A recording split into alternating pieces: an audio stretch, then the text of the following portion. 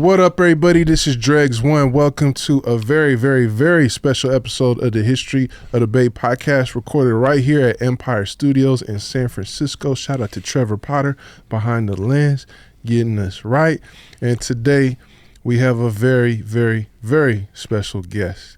If you were to say this person was in your top 10 or top 5 or even number 1 Bay Area artist, you wouldn't be incorrect, because his life story, it literally is the history of the Bay. Yes, sir. So much so that this platform would not be complete without him. He came in the game early, 15 years old, with the classic, instant classic, and has been forging his legacy ever since.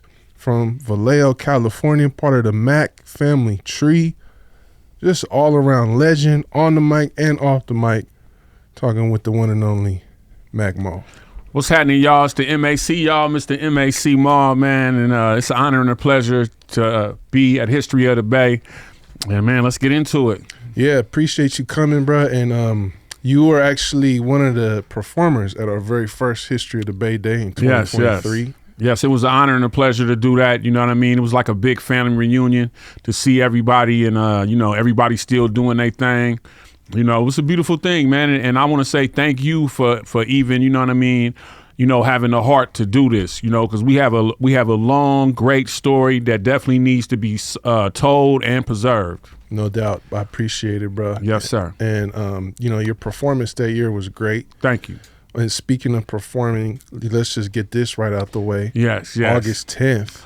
It's going down at Yoshi's with at a live Yoshi's band. Yes, at the historic venue Yoshi's in Oakland, California. I will be performing with a live band. It's the 30-year anniversary of Illegal Business. Wow. So it's very, very special. And me with a live band, you know what I mean? I actually did my first show with a live band. Shout out to AJ, the architect. I did my show at a rooftop supper club in San Francisco. And it was my first time with a live band. It was last year.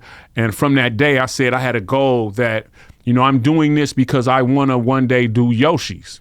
You feel me? Because Yoshi's where all the dope R&B acts come and, all the Latin jazz, the jazz bands, the funk singers, the R&B singers, they all perform there. And I asked God, honestly, I said, God, I want to do this venue. And I had been blessed to August 10th be headlining the first Vallejo rapper, you know what I mean, to be headlining there. And it's going to be dope. I got a lot of surprises.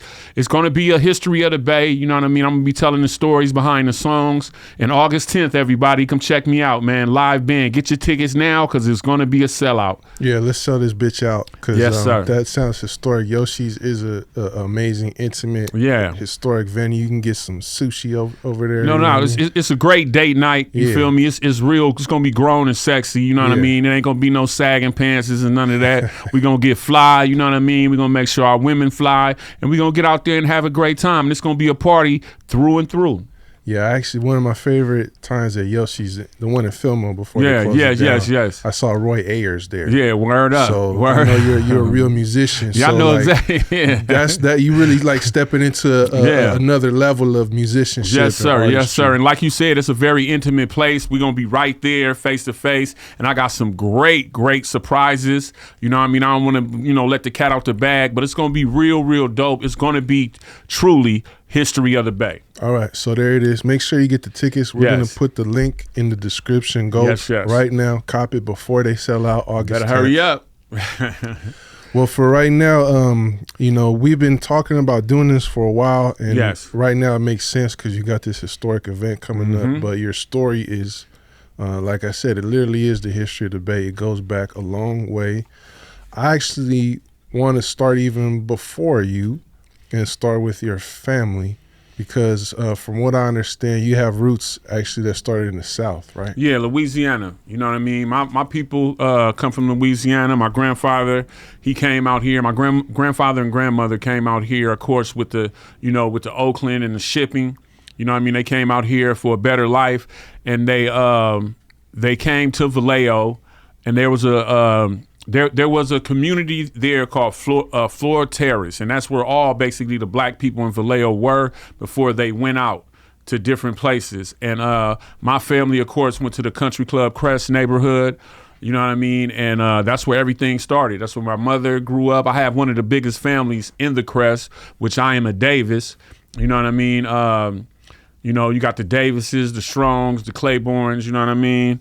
And we, you know, everything started from there. Very tight-knit community, you know what I mean? Everybody know each other. I can walk into anybody's house, you know what I mean? They can check me if I need to check in. They can give me food, give me love. And like I say, also, you know, whoop my butt if I needed it. But, you know, coming from that community, we saw so much. We saw, you know, of course, you had, you know, the bad stuff, but there was so much love there, and there was so much real sense of community, you know what I mean? It's very tight-knit. And we just, you know, it's kind of like growing up on an island, you know what I mean? We was just all into ourselves, and so much talent come from there. So much, you know what I mean? So much gangster stuff come from there too, you know what I mean? Straight up. Yeah, Vallejo, I think, has like a really special like Black history. Oh, yes. That probably doesn't get talked about a lot, but the more I talk to folks from Vallejo, the more I see like how tight-knit that community really was. From the Black Panthers, you know what I mean, we had out there, you know, from just, man, some of the tightest hustlers, some of the coldest P's, you know what I mean? It's a lot of stuff to come from there, you know? Sly Stone, right? You feel me, is from out there. I even heard Ike, you know, got Vallejo roots. You feel me? And of course, Confunction, you know what I mean? Jay King spent a lot of time there, you feel me? Yeah, a lot of cats, man, a lot of cats. And you're also cousins with the Clique? Yes, I am cousins with E40, Sugar T, D-Shot, Muggsy, you know what I mean? And all the other cousins from there, you feel me? Be Legit is an honorary cousin, you feel me? But yeah, they are our cousins. Our families came.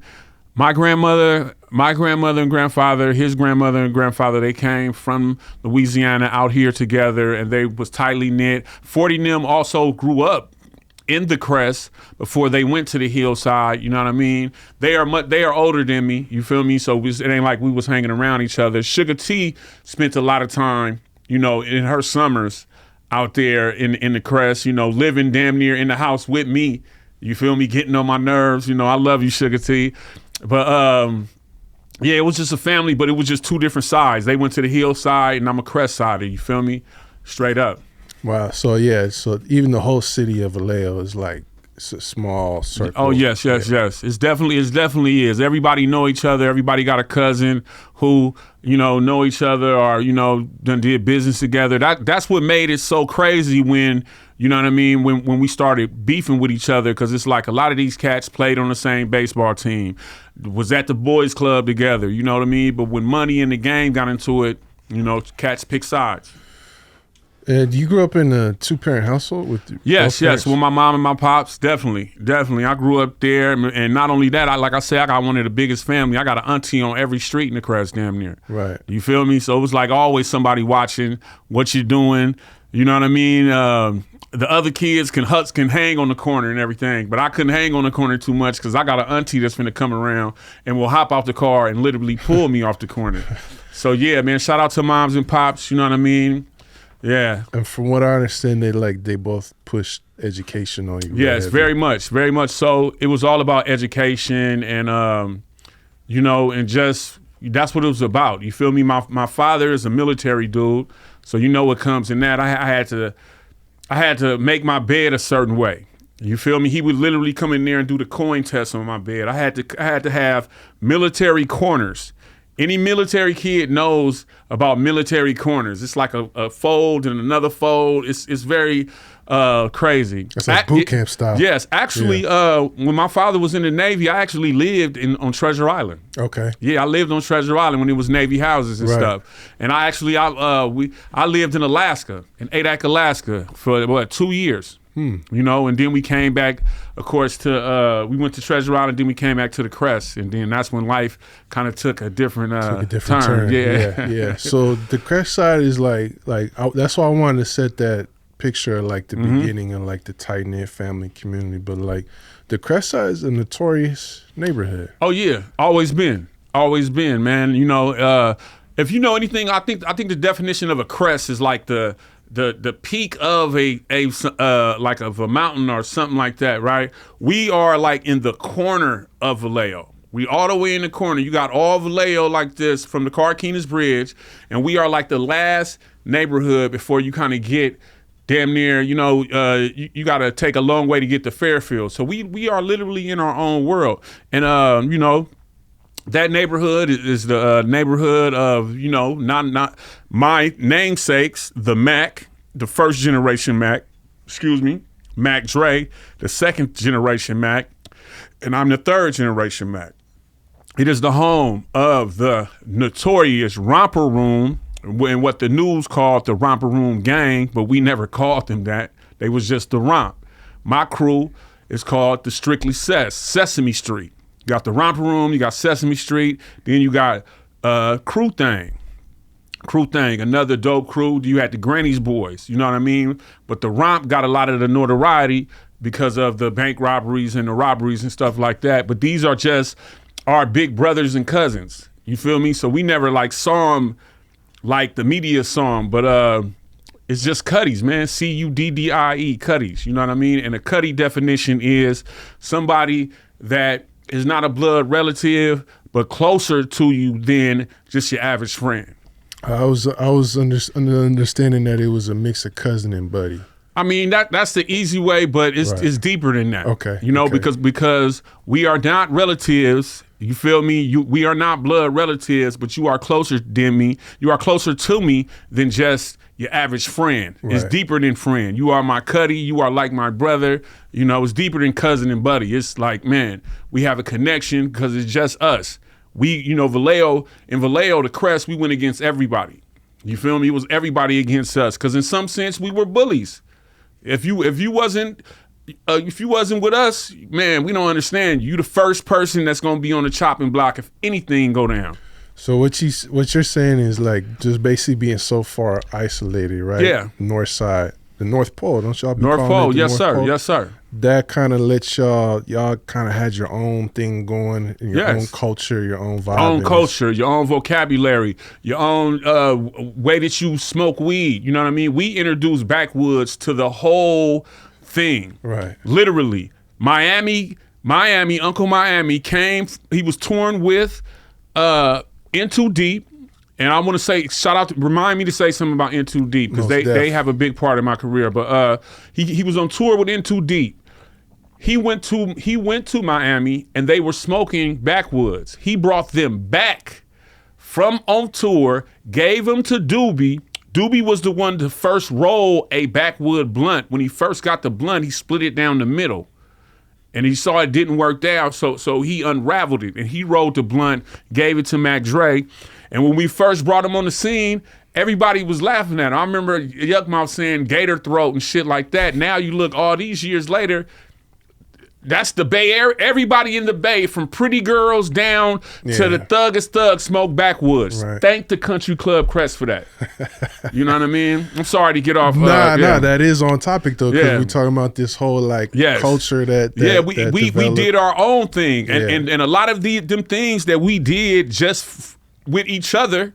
You feel me? Now they are Bay Area history. They are Bay Area culture. Right. Even the word Cuddy. Yeah, for sure. You feel me? Back in the day, if you said Cuddy, you were a Crest person. Right. That was like Blood and Crip. Cuddy and Sahab. Sahab was the hillside. You know what I mean? Cuddy was the Crest. It was even down to what cars we drove. If you was in a Chevy, if you was in like a Chevy Caprice, a 70-year Chevy, you were a Crest dude. If you were in a 70-year Cutlass, you were a Hills dude. If you played Mac Dre, you were from the Crest. You played Mac Dre, this before I was even on. If you played the Mac, if you played Mac Dre, you are from the Crest. If you played any of the Clique or whatever, you were aligned with the Hillside and the South Side at the time. You feel me? So we was totally on our own stuff. You know what I mean? For real. I got Cuddies, man, who don't even go to Oakland. Cuddies who don't even cross the Carquinez Bridge. Yeah. Everything that they need is right there. You feel me? So us being away from everything kind of cultivated our culture to where it can be strong. You know what I mean? Straight up.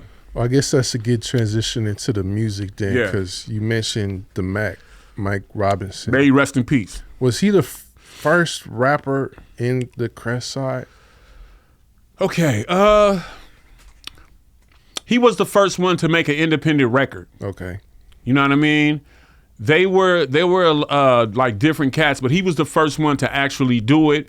You know what I mean? Because he was a part of Strictly Business Records, which had Rick and Renard. Rick was from Richmond. I mean, Rick was from Loafus side, excuse me, OG.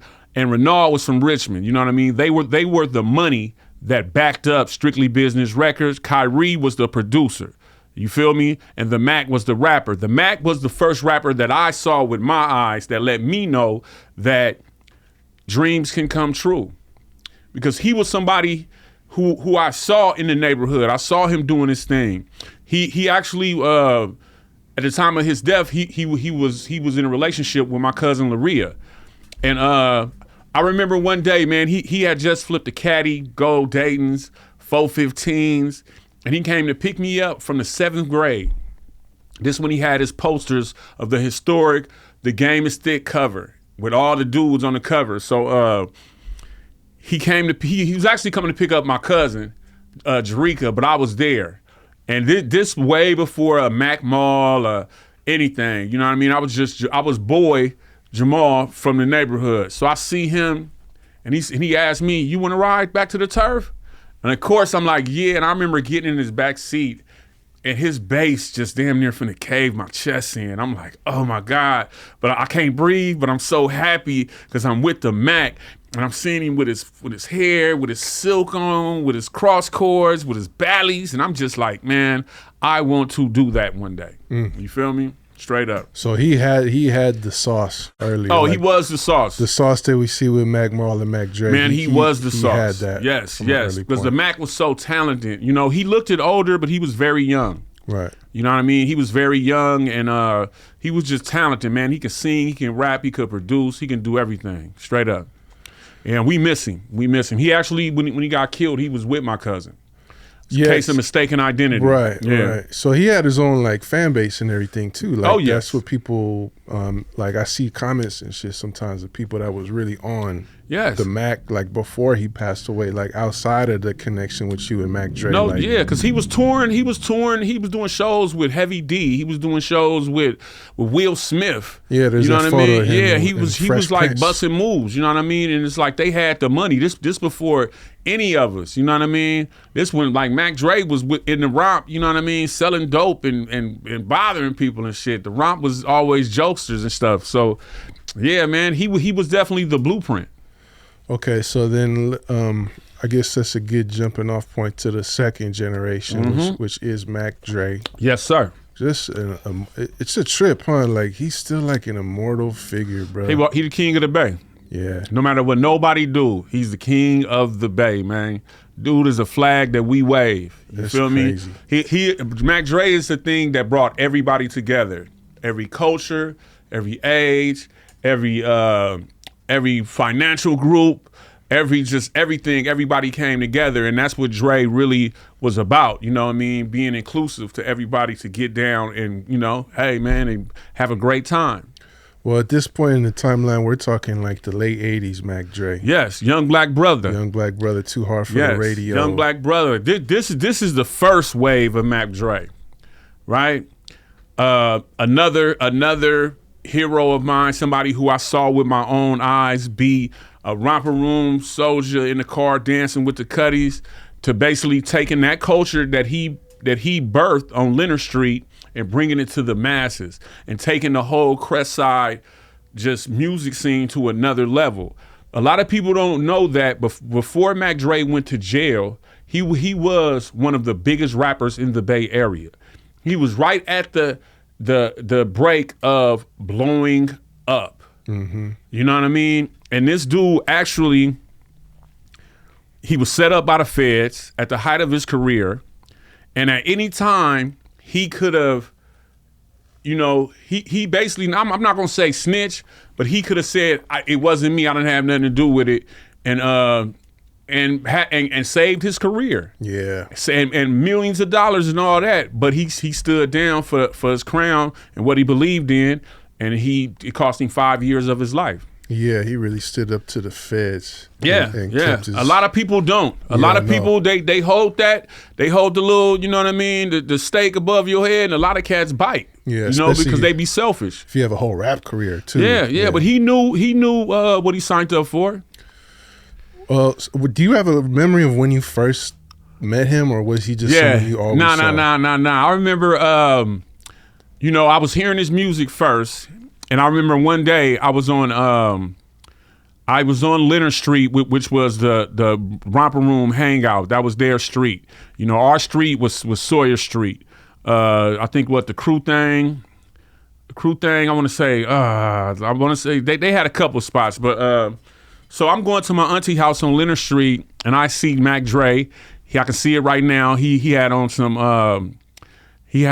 one of those old Adidas, because I used to get these shirts at Harpo Adidas. They was the like Adidas Olympic joints, and he had some blue 505s and some Cortez Nikes on with his hat to the side, and he was bringing back a book for my cousin my cousin Susie, because I guess they went to school together. So he was returning a book, and I was like, man, that's Mac Dre.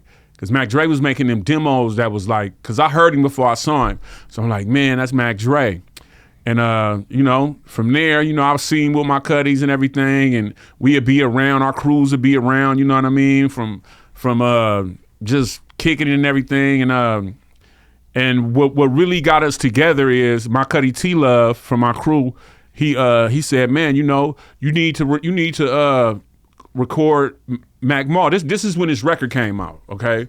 So his record comes out, Young Black Brother becomes basically the Crest anthem. You know what I mean? That's like our national anthem, because he basically talking about everything that we was on. So T-Love asked him to record me. I go to his house to record, right? At this time, I'm at my mother's kitchen table, I'm writing them raps, and I get to the studio and I forget every single rap that I wrote. You feel me? And then I come back the next day and I actually recorded, and some of those songs actually became a legal business. Yeah. Before he went to jail. And when he went to jail, I thought my career was over. So he had a home set up and he was doing demos, and he let you get in the lab, basically. Yep. Basically, that's how it went down. Yeah. Well, I'm curious of, like, so we're going from the Mac to Mac Dre to Mac Ma. Yeah. What was the process of Mac Dre getting the name and then you getting the Mac name that started with Mike Robinson? I think, you know what I mean? I think like Dre kind of in a sense had that name, but the Mac, just the Mac code was something that came from the Crest. You know what I mean? To me, he was always just Mac Dre. So I can't really tell you the origin of how he got it, but I do know just the Mac surname or whatever is Crest. It's from the Crest. Okay. Me, I recorded at the Mac studio, you know, doing a little demo, and I started recording with Dre, and they was like, man, you Mac Ma. You know what I mean? Like that name was bestowed on me, and you know, it was very special because I felt like I was in the same line as these dudes. I'm uplifting what we believe in and the page that we own. So it was just like I didn't even question it. Yeah. Wow. So that name was given to you. Yes, sir. Chosen. Yes, sir. Okay. Interesting. I had a weird like I had a couple weird names. You know what I mean? Yeah. Straight up. We all do. We all do. Yeah. You feel me? Wow. Crazy. So I guess another thing I should just touch on, just for the history's sake, and you mentioned it a little bit before, is like the tension between the North Side and the South Side. Yeah. And at this point is when like the tapes are going around. Yes, the SIG tapes. Yeah. Shout out to my cousin Lil Bruce, man. My real cousin. Yeah, so that's your cousin as well. Yes, Lil Bruce is my cousin. So basically these dudes from your neighborhood are like starting to have rap beef with your actual cousins. Yes, but I had beef with my cousins' folks. You know what I mean? They had beef with my folks, I had beef with their folks. I'm younger than them, so my whole thing was I wanted to get involved in it. That was like what I was shooting for. I want to be in the funk, as we called it, the funk. You know, because all the older cuddies was, you feel me? Like I didn't, you know, like I say, I wasn't, you know, it wasn't like me and my cousins. It ain't like we at family reunions and shit like that together. Nah, they over there, I'm over here. I would see Sugar T would come, you know what I mean? But this even before, you know, the clique was just coming out, and you know, it was just I grew up into it. You feel me? So I didn't like know no better. I didn't even think about it twice. I just like, okay, them are my cousins, but you know, my cousins is a family, and it's a whole turf that I don't like. You know what I mean? So I never like focused on them because I had other things to focus on. Yeah, so I just had D-Shot on this podcast. Yeah, my big cousin. And he basically was pretty much front line and center for this whole thing cracking off. And the crazy part about it, they lived in the Crest. Before, Yes. 40 said in the song, like, man, I came straight to the Crest. Yeah. From after I was born, my mom and them came to the Crest, and then we moved to the hillside. Yeah. So the way D-Shot put it was basically like, it started with him and this other dude, but at a certain point, all these other people. That's exactly what it was, and it was really like just like every turf. You feel me? Some dope dealers with money, you know, allegedly. Dope dealers with money, you know what I mean? They probably was messing with the same girl, you feel me? But they were both powerful people who had neighborhoods behind them. So by the time it trickled down to me, I don't even know that story. I just know we don't like them. Right. You know what I mean? Right. That's it. You feel me? We didn't even think about that, you know? And this shit was crazy, man. You know, but we all lived through it, and Cats is older now, you know, we can kick back and laugh about it, you know what I mean? Straight up. Real business. That's kind of how it goes in every hood, right? Yeah. People like inherit the funk. It's like you might not even been there. When that shit started. Hell nah. This is what time it is. And 95% of the time, it's over a female. Yeah, for sure. It's over cats getting money. Yo, I got money, nigga. I got money too, nigga. Yeah. Well, F y'all. Well, F y'all. And then next thing you know, generations is funking. It's just interesting how it went into the rap. Muggsy is my cousin. I can't forget Muggsy. You know what I mean? I don't know if I said him. I just want to say, but basically everybody that's the Thurman blood and stuff. Those are my people. You know what I mean? It's interesting how it goes into the rap too, though. At the same time, because it's like you got the Mac and Mac Dre on one side and E40 and the Click on the other, and these are like two rising stars. But like the thing you got to understand, not to cut you off, but go ahead. Okay, the Mac Dre, they was Mac made tapes and stuff like that. 40 said a little bit. You had to be of the know, but Little Bruce, Little Bruce was the man. He was going at it. It wasn't like E40 and Mac Dre. No, it was Mac Dre and Little Bruce. Right. You feel me? That was the dynamic, because Bruce was going hard at it. You feel me? It's funny now. I love my cousin, man, but he was the one. Yeah. You know? Yeah, shout out to and that Bruce. that shit went, and you know, it was sparring until it wasn't. You feel me? Real business, and we all went through it, man. We all, you know, went through it. The other thing that's going on around this time that you mentioned is like the romper room. Mm-hmm. It's a crazy thing, like to transition into like I talked to Kilo about this. Yeah, going from D-boy to bank robber. It was you know, I saw it from the outside looking in, just watching, you know, dudes go from, you know, everybody had a sack. And then it was a OG who kind of came out, you know what I mean? I don't want to say his name, but he kind of laced dudes about it. Like, man, you know, you can get away with this. And then I started seeing motherfuckers just go. Like my cousins, my big brother, you know, figures and shit. They just started going after it. And I'm seeing real money. I'm seeing real, you know what I mean? Real money, man. Real money, man, in the turf. And with the monies came the guns. With the guns, the cars, the brides, and everything. And it became to where, in my neighborhood, people put down the dope sack and pulled up the gat. You feel me? So it was instead of having hella dope dealers, we had hella bank robbers. You feel me? And these was my big brother image, my big brothers, my big cousins. You feel me? So the whole culture changed, you know, in the Crest. And the romper room was one crew, but they basically said that romper room name for everybody in my neighborhood who was robbing banks. And it was way more than just the romper room members. You know what I mean? Straight up. But, you know, I'm right up under them. Because when I started doing my thing, they took me under the wing. My first shows, my first T-shirts, my first everything was gotten from the romper room. They was taking me around, dressing me up. What you want, little nigga? We ain't giving you nothing. We ain't giving you no sack. What you want? Man, I want some Jabolas. I want whatever. Come on, you coming with us. We finna go around to Oakland and Sacramento to these shows and to these people, and we got you. You know? And they would just put me, all right, go. I'm talking about cats to literally dress me up, man. You feel me? Give me chains and everything, and then we'd get somewhere, Ma, get on stage and rap. You feel me? I mean, when you're getting by off robbing banks, that's like a piggy bank, no pun intended. It's like, oh, we need some more money. Let's go hit this. A lot of my partners, a lot of my people didn't get caught in banks. Did not. No, they did not. They got snitched on. Right. You feel me? I got partners. Shout out my homeboy Jay. Shout out to Cuddy Cleet. Just came home from doing.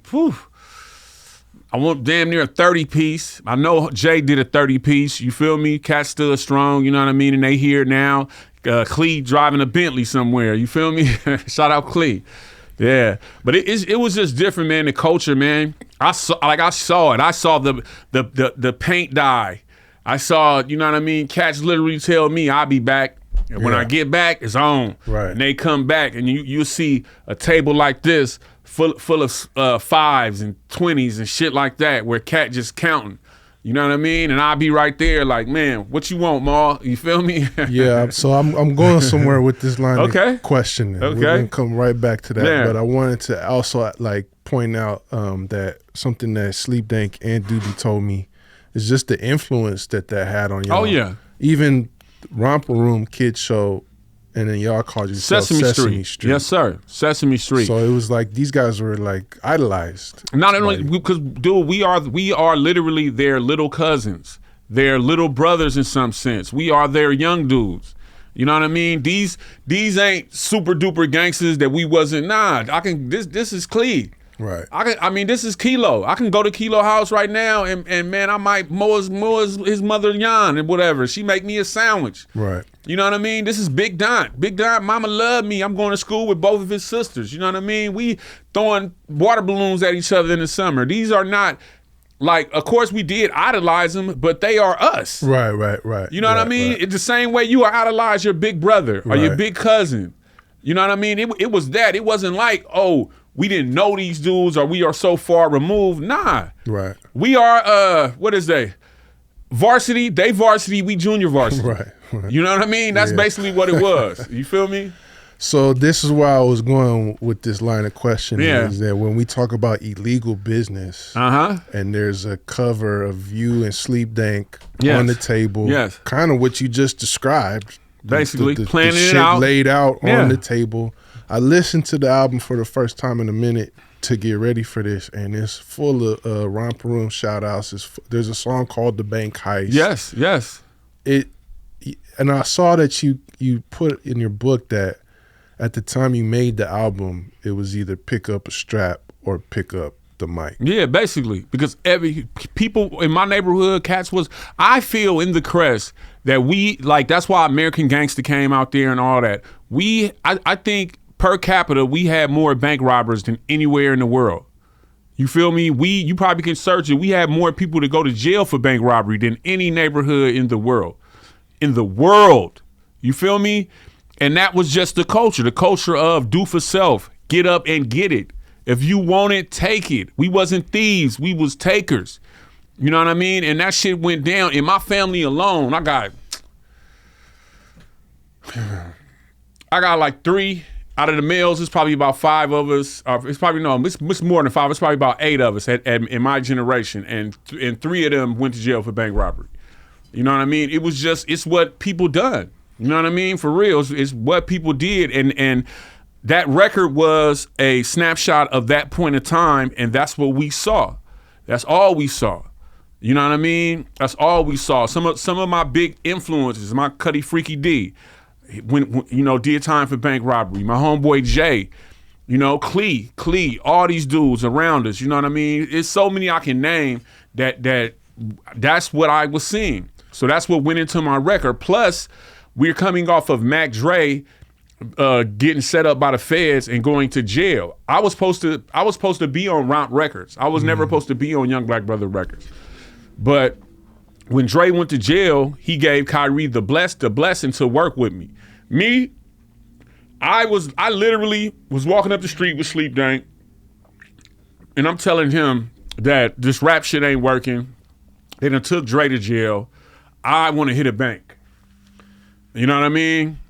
And while me and him is walking up the street, I'm talking to him about, man, I want to hit a lick. You know, because cats did protect me. You know what I mean? They did protect he's gonna go somewhere with his life. He gonna do something. He got talent, you know? And you know, when Dre went to jail, I thought it was kind of over. So I remember walking up the street with Sleep, and you know how God works. DJ Cease, may he rest in peace. Cause I would not be in this if it wasn't for DJ Cease. He was Mac Dre's DJ. He was Ray Love DJ. You know what I mean? He was just a hood DJ. So right when I'm talking to Sleep about robbing the bank, he sticks his head out the window and say, "Hey, Ma, Khayree want to talk to you." And I was like, "Word?" He like, "Yeah, Khayree want to talk to you." And I think about 3 days later, DJ Cease and Khayree came to the Crest. I was staying on Mark Street at the time, and they talked to my parents, a 15-year-old kid. You feel me? Wow. Yeah. I mean, that's where I was going, because like you hear all this in the album. You're actually hearing like a young man that's like, when you listen to a song like My Opinion, you got some heavy shit on your mind. Oh yeah. You got some options on the table. Yes. It was a crossroads. Right. It was a crossroads on like, okay, what you gonna do? You know what I mean? You right here. At the time, I'm messing up in school. Like, you know, I'm 15, I'm guns and shit in the house. My mom coming home, and you know what I mean? Even like on some of my raps, I call myself Baby Capone. Right. I got that because my mother would come home and find guns under my bed. And one day she asked me holding a gun as I'm coming home from school. She got like a fucking Mac or some shit in her hand, and she damn near pointed at me. And she like, you know, just with a sad look on her face, she like, who you think you are, Baby Al Capone or somebody? Mm. And I'm sitting up there like, nah, mama, nah, I'll take the gun up out of here. But, you know, just I look at kids today, and I look at a 15-year-old, and they just look so fucking young. Yeah, I know what you mean. And that was me. Yeah. I thought I was grown, but I was just a baby. And, you know, I had to make some hard decisions on those times. And I chose, you know, of course, the microphone. And, you know, at the time, my parents was looking at me like, you know, they are very humble people from a down south military background. So, you know, their 15-year-old kid who was already on the verge of basically throwing rocks at the penitentiary is telling them that he wants to do music. And all they ever knew of the music industry was, you know, the horror stories of cats going broke, cats, you know, having mental problems, right, cats being on drugs. And they thought that was going to be my fate. But, you know, me, I knew that I was on my way. I was either going to get killed or I was going to go to the pen forever. And, you know, I chose music, and they gave me a blessing, but they said kind of you on your own. Mm. You know, thank God it worked out. But they also put DJ Cease on me, too, saying that DJ Cease, you have to watch out for him. And DJ Cease, my mother used to babysit DJ Cease. So she was like, you have to watch out for me. And DJ Cease said, I got him. And that's when I started my career. So, man, there's a lot of people that went into creating Mac Mall, it sounds like. Oh, yes. Yeah. A lot of people, man. You know, first and foremost, my crew, the Sesame Street, Strictly Says, 5 Trey 5. They, you know, they were the first people to hear me when I used to stutter. I used to have a severe stuttering problem to the point where when I was in school, I used to hide in the back of the class when the people would do group reading. Because I knew that when I started reading, it was going to be then I was going to be embarrassed, which was going to make me show out like, what, you laughing at me? I'll mess you up. You know what I mean? So I used to hide from that. And the only time that I didn't stutter is when I cussed and when I rapped. Mm. Yeah. Wow. So then Khayree comes into the picture. Yes.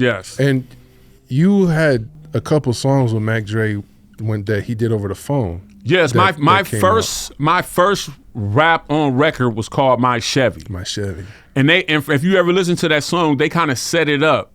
They telling you, because I just turned 16 or whatever. They like, oh, he a 16-year-old. And then Dre literally get up in there and tell the fans, listen to Mac Mall, he dope. Yeah. And then I come in there busting. Yeah, he basically co-signs you. Yes.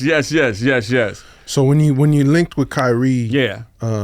he did he like sign you right away, or did he? He actually, I remember like he had a BMW, and he brought the BMW in front of my mother's house, and he played what would become a legal business, the song.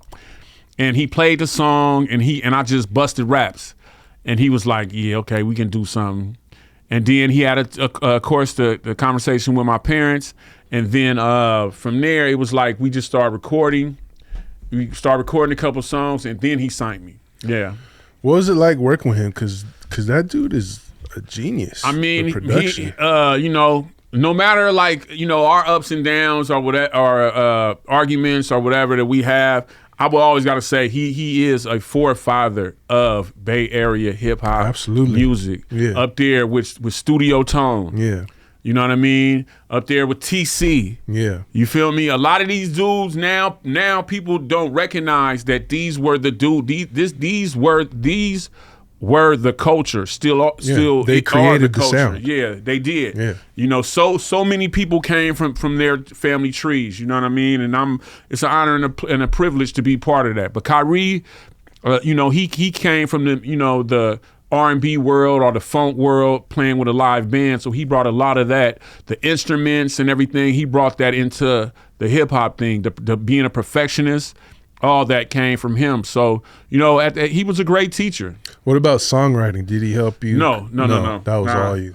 That was all me. He helped me with melodies and stuff like that, and the Mac breakdowns that you hear a lot of in the legal business. That's all him. Yeah, there's a lot of like skits and all that. Yeah. Samples being chopped up. Yep, the movie samples, all that. That was all Khayree.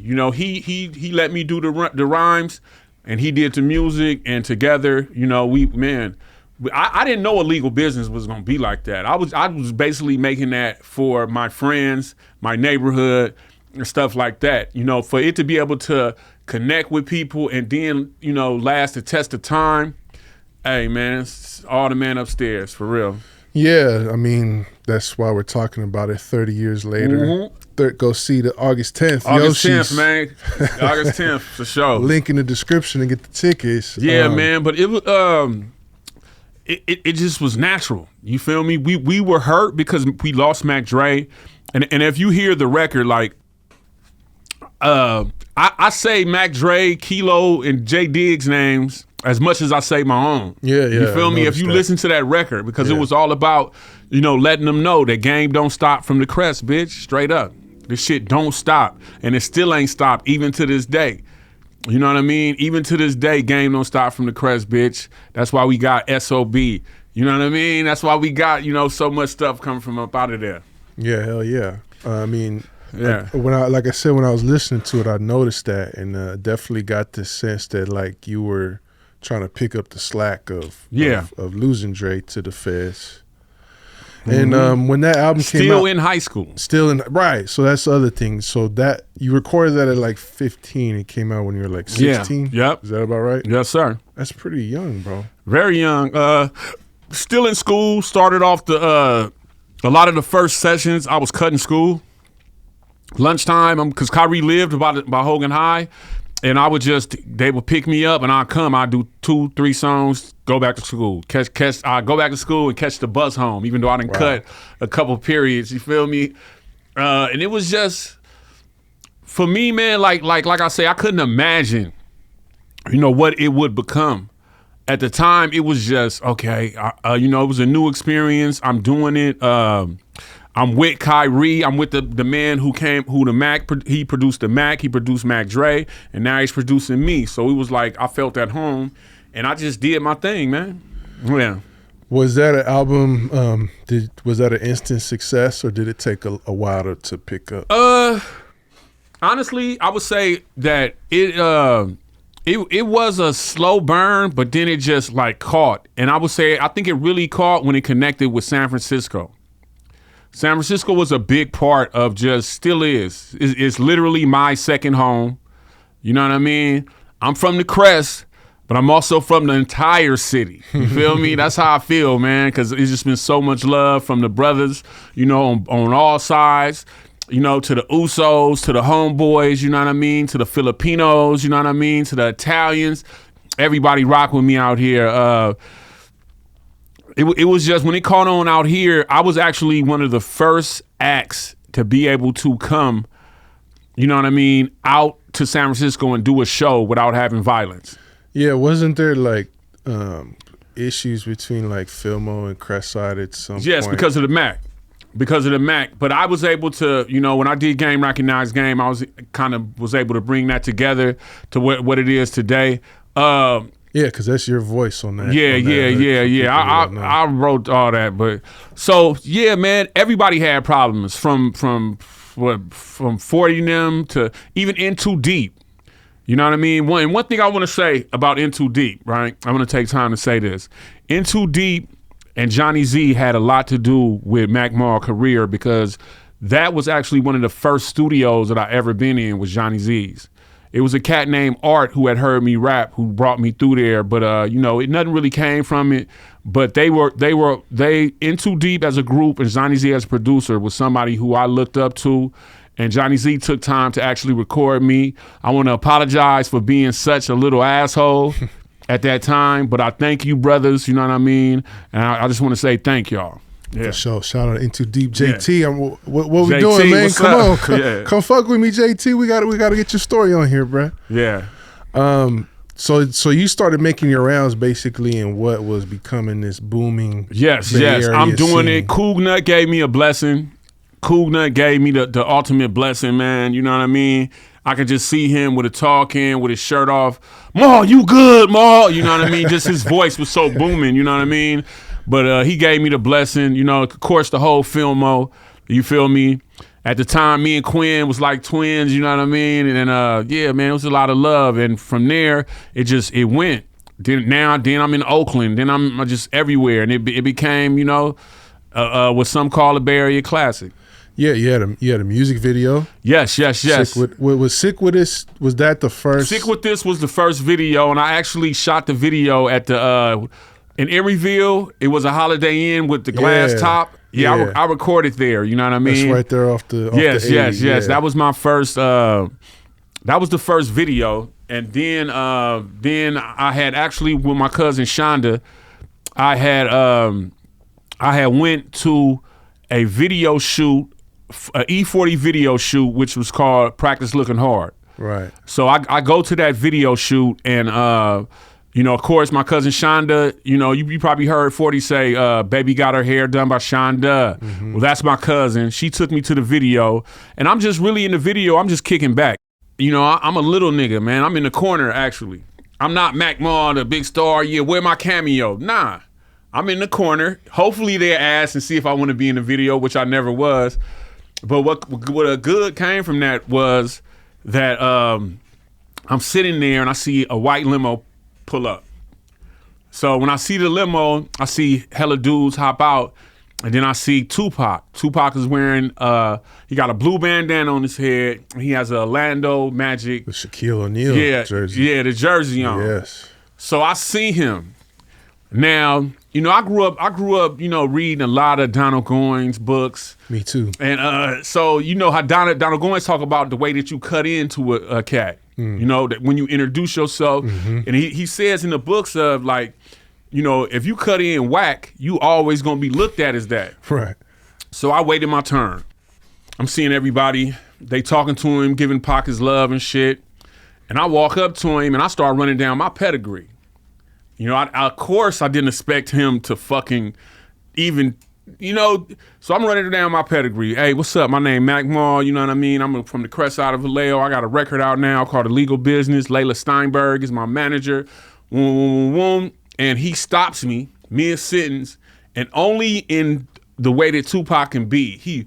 You Mac Ma? I'm listening to your shit right now in the car. He just started naming off my songs. He asking his partners like, man, this Mac Ma, this Mac Ma. And I'm sitting there like, oh my God. And then he tells me, he says, Mac Ma, I'm gonna do something with you one day. And when he tells me that, I'm sitting there like, okay, because I'm thinking it's that, even though I was new to the business, I'm still thinking it's that, hey, we'll do lunch type situation, right? But Tupac was not like that. A couple weeks later, Tupac was in Vallejo at the Young Black Brother offices talking to me about what we was gonna do. Wow. And we started talking about songs and shit. And he said, I want to do Ghetto Theme. And we were like, okay. And he said, don't worry about it. Come to LA. I got a film crew, Stacy and Gobi. Much love to y'all. They did a lot of Tupac early stuff. They said, I got a film crew. I'm going to write everything. I'm basically going to direct the video. All y'all got to do is come. And Tupac did the video for free. He put up the money to produce? No. He did it for, let's say, cost of the video. Okay. And that day he actually did. But he directed it for free. He did 2 videos. A lot of people don't. He did Ray Love video too. Last night. Right. He directed 2 videos in 2 days. Wow. I was the reason that him and Layla and Ray Love got back together, because when Tupac went to Digital Underground, Layla took Ray to YBB. Yeah. So Layla was Tupac's original manager. Yes. Layla was Tupac's original teacher. Teacher, right? Yes, she used to have the class where Tupac used to write his poetry at and stuff like that. And she worked for the school system. She worked for the school system. But then later she became his manager. Him and Ray Love manager in a group called Strictly Dope. Yeah. You know what I mean? When Atron, let Pac know that Digital Underground was looking for somebody, that's when the group split up and Tupac went to Digital and Layla stayed with Ray. Atron took over Tupac and Layla stayed with Ray, and Ray went to Strictly Business record label. He went to there and Strictly Business became Young Black Brother Records. And so Layla met you through Ray and started. Yes. Because another shot to In Too Deep, Ray Love had one of the biggest songs, Get Your Money On. He's on the road. Him and In Too Deep is doing a show at a Manteca, a car show. So Khayree brings me to the show. Now at the time, Ray Love is big. You feel me? He doing remixes with Janet Jackson. You know what I mean? He got the biggest song on Camille. Ray Love, he didn't have to mess with me. He's the biggest rapper. Even though the Cuddies put him on, Mac Dre cousin is the one who put Ray Love on. Ray Love met Mac Dre at the Mac funeral. That's how he came into the picture. You feel me? And from there, Dre, who was the biggest at the time, he saw Ray had talent. He was like, okay, Ray, we gonna rock with you. You feel me? So he brings Ray to Khayree, and the rest is history. Ray blows up. We Get Your Money On, stuff with Janet Jackson. Dre goes to the feds. So Ray saw me, and he knew I needed help. Now, he could have been like a lot of these other rappers and been like, little nigga, you don't got nothing for me, or I can't gain nothing for you. But he said, nah. And when we go to Manteca, Miami tells me, yeah, your folks back here. He bring me to the Cuddies and he bring me to Ray and them. And Ray look at me and say, gave me a microphone. He didn't have to do that. He gives me a microphone. I go out there and I just remember the girls grabbing at my legs. You feel me? From the audience and shit. They grabbing. They don't know who I am. You feel me? But I'm like, yeah, I want to do this. And from that night, he took me to, we leave and he said, hey, I got another show in Vallejo. Do you want to come? And I tell him, yeah, I want to come, right? I'm 16 years old. You feel me? This probably like a Sunday or some shit. Like, nigga, I gotta go to school tomorrow, whatever. Now I'm thinking, what I'm finna tell my parents to get to go to this 21-year-old club with Ray Love. I told him some shit, whatever, and I go to the club, and at that club, that's when I see Layla. I don't know Layla was Tupac, nothing. I just know that Layla is Ray Love manager. And I see what Ray Love got to do. Right. So a 16-year-old kid walks up to this grown lady and say, hey, you going to be my manager. And she like, okay, who are you? I'm like, I'm Mac Maul. You going to be my manager. And yeah, man, she kind of like looked at me strange and she was like, all right. And later we end up having a better introduction and she became my manager. You feel me? Damn. So, okay. So you, Tupac, Layla, Ray Love, kind of all interconnected at this point. Yes. I was going to ask you something too.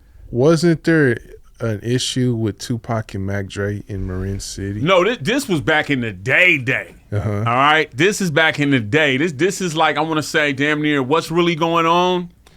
And this before Tupac had a record. Okay. You know what I mean? This is wild Tupac. And I remember at the time, man, like the jungle was a wild ass place. But anyway, the 5150 came to Vallejo and did a show.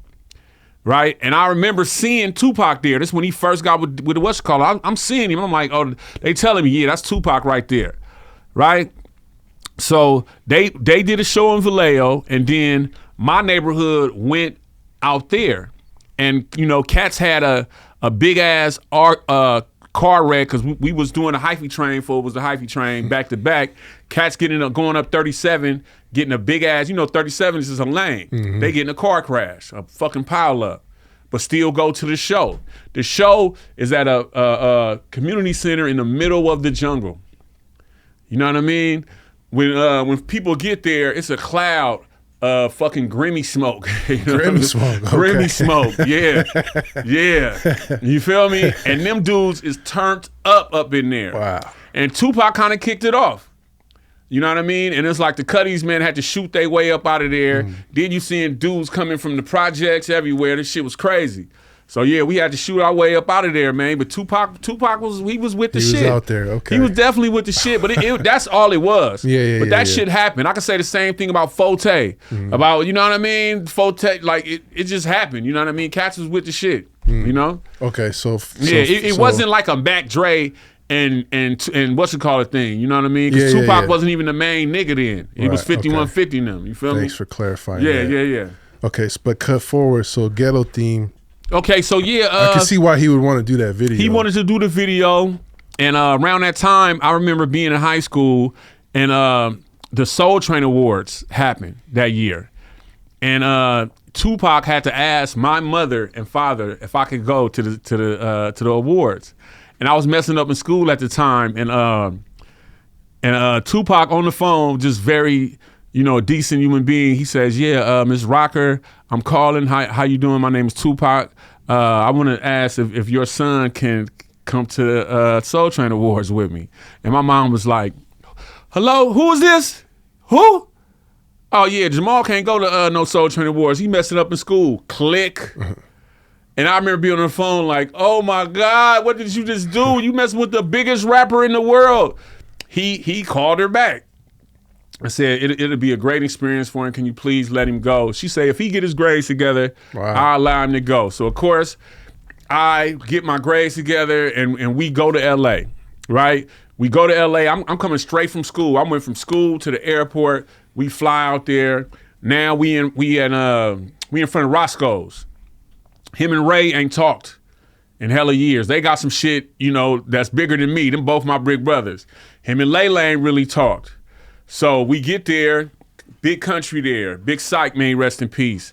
Just a lot of the outlaw, a lot of the thug life cats was there. Outlaw wasn't even like a group yet. So him and Tupac and Layla go off and have a discussion. Then Tupac and Ray Love have a discussion. And then I remember he comes back and he say, okay, we finna go there. I'm like, this is a funny story. I say, man, I got on, you know, the stuff I had on in school, bro. I even got a haircut. I want an outfit like yours. The man got a whole $10,000 vest on. He probably got some fucking $5,000 fucking jeans on. It's fucking $2,000 boots. Yeah. And he like, man, we don't got time for none of that. You know, he didn't tell me, nigga, you can't afford this, right? I say, I don't got a haircut. And he took off his Dallas cowboy hat. He got a big star on it, and he put it on my head and said, let's go. Wow. I still got that hat to this day. Wow. Okay. Wow. So then he does something where he has like, let's say 7 tickets in his hands. 5 of them are silver and it's 2 gold. Me, I'm just in the line. So he start handing them out. Here, Big Psych. Here, Big Country. Here. And I'm looking and I'm seeing all the silver ones leaving. You feel me? So I'm like, man, what the fuck? Came down to the 2 gold ones and he gave one of the gold ones to me. He said, you gonna sit with me. Wow. I'm like, what the fuck? So we go to the Soul Train Awards, something that I only seen on TV, right? And we get there and everybody is, Tupac, keep your head up. Tupac, keep your head up. Tupac, keep your head up. So we get into the actual venue, you know, and we're walking in and everybody's fading back, going to their seats. Now I'm with him and I'm seeing just everybody, Tupac. I am a high school kid from the Crest, man. Yeah. This is just bigger than life. I remember sitting with him and I see Dre and Snoop. And I remember he getting hella mad at me because I see Dre and Snoop. I get up and I say, hey, Dre and Snoop, what's up? I'm Mac Mall, man. You know what I mean? Yeah, man, listen to me. I got a CD. I think I gave him a couple of CDs. I come back to him. He looking at me like, the fuck is you doing, man? Sit your ass down. So as I sit down, Jamie Foxx over here, dude, over my shoulder, Madonna is tapping, trying to get his motherfucking attention. He like, you know, he's trying to focus. She like, hey. I'm like, nigga, right? Nigga, that's Madonna. You feel me? This shit was crazy, man. And yeah, that was a crazy night. We ended up leaving like halfway through and going to get drinks and shit. Then we ended up going to the fucking Death Row party, right? This is when there's on MTV that they have a footage of Tupac saying, fuck MTV. I was with him when he was doing that. I was right up there with him when he come into the camera because that's when we got into the Death Row party. Everybody's there. Dr. Dre is DJing. The shit is lit. I remember them having a fucking, like a 12-foot tower of fucking shrimp. You know what I mean? Everybody's there, bro. And I'm with Tupac, and Tupac is running to each camera he see. Fuck MTV. And I'm thinking, like, why he tripping? But it really was genius. Yeah. Because they interviewing Tretch, Mary J. Blige, whatever. But soon as he come with his loud mouth saying, fuck MTV, the camera go directly on him. Wow. And I'm with him like, man, what the fuck is happening, right? Dude, I remember us on the dance floor, fucking TLC. We passing each other like this. I'm like, what the fuck, right? The night, just like every other night that I ever spent with him, he left early with one of the baddest females you ever want to see in your life. And he used to always say, y'all make sure Maul get home and don't let him go on my weed. Because I used to always be like, come on, man, let me get a little weed. I got to catch the plane. But I would be dipping into his ounces that they got for him. So he'd get his weed at the end of the whatever, and it'd be short fucking $100 worth of weed or something. He'll always be mad. You know what I mean? Do you think that he took, like, it kind of reminds me of what you were saying earlier, how like the older dudes in your hood looked out for you. Yeah. Do you think that he took a liking to you because he recognized the content, the revolutionary? Yes, I think he saw himself. Yeah. I think he saw a himself. Younger version, yes, right? And he wanted to do for me what nobody did for him. Yeah. Because when I think of even choosing Ghetto Theme to shoot the video and the way the video came out. Dude, you got a trip, man. We didn't have to do nothing. Right. I literally brought a gang of my people from the neighborhood. I brought my mother. This was the first time my mother met Tupac face to face, right? And all my people were in the video, and we didn't do nothing. They told us everything to do. Wow. I just came and we just did it. I remember he telling me, you're gonna have to get in a casket. Well, and I remember being nervous. No, go ahead. No. You finish. He telling me, if you remember the Ghetto Theme video, it was a scene where I had to get in a casket. And I was very nervous about that because I ain't been in no casket, you feel me? Yeah. So I remember, it came time to do it. My mother had to be in the video. She had to cry over me. She was nervous about that. And I remember saying something about it, and he looked at me like, nigga, every movie I get killed. Like, relax. Like, nigga, get in the casket. It ain't no real casket. You ain't real dead, and do it. And I remember him, like, my mom might be mad at me telling this story, but I'm going to tell it anyway. So we are all on one of the, the trailers or whatever. Mm-hmm. So we are in one of them. And now you gotta remember that at the time, Tupac got hella cases. hella, you know. Yeah. His time that was spent when we wasn't shooting was him on the phone talking to a lawyer. Wow. Talking to a record company exec, whatever, like right? The Hughes brothers situation. Yes. And,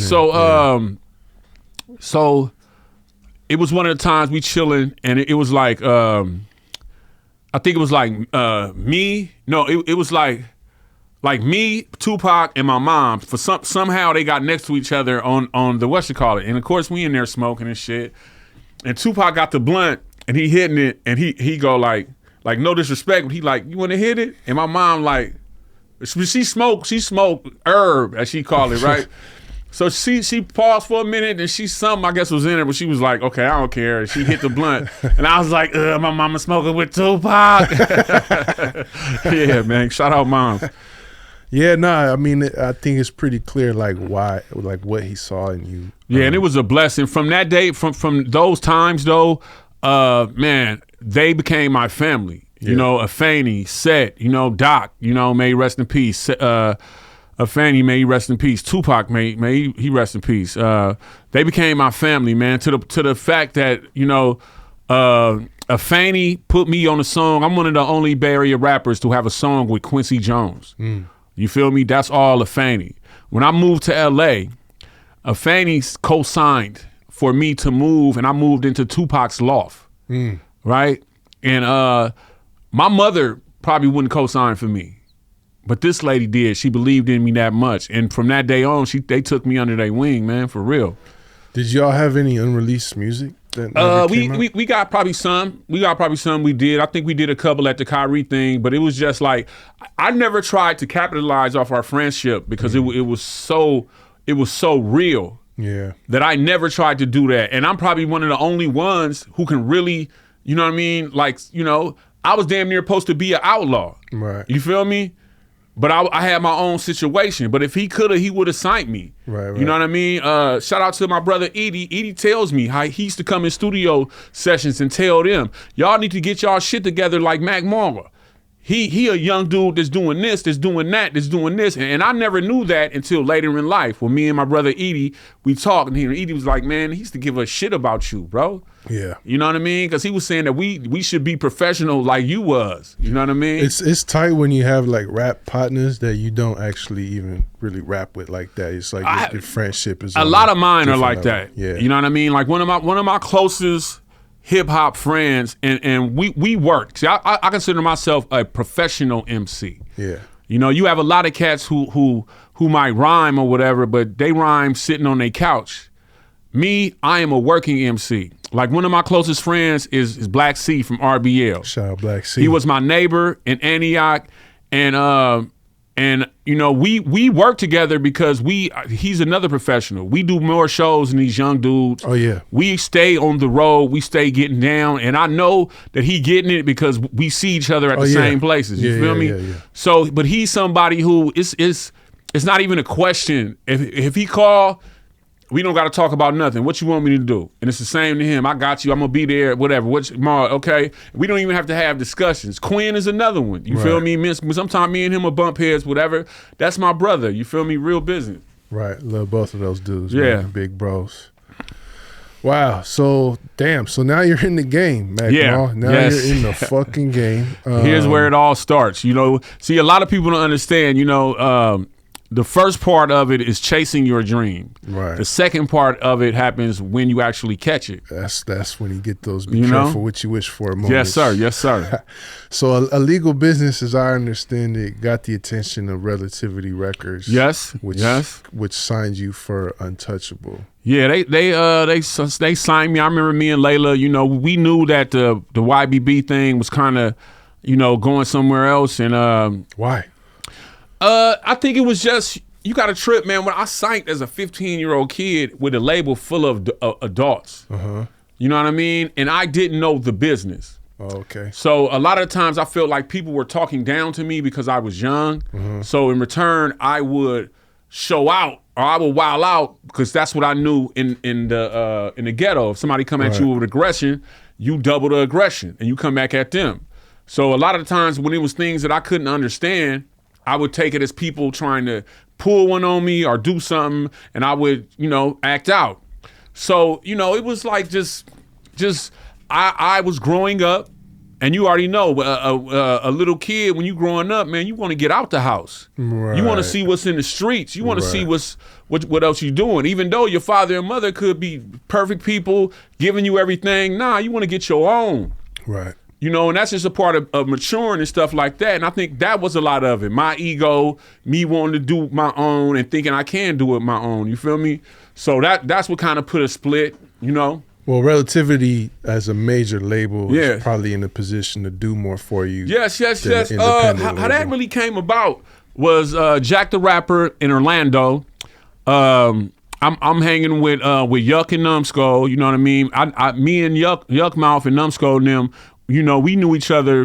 We probably knew me when I was 14 or just turning 15, because Mark King, what's up with Mark? He used to bring me around Ted Bohannon and them, and being around Ted Bohannon, Chris Hicks was by them. So I was like the young nigga from Vallejo. They was the young niggas from Oakland, and we used to be around each other, you know, fucking with the big dope boys. You know what I mean? Allegedly.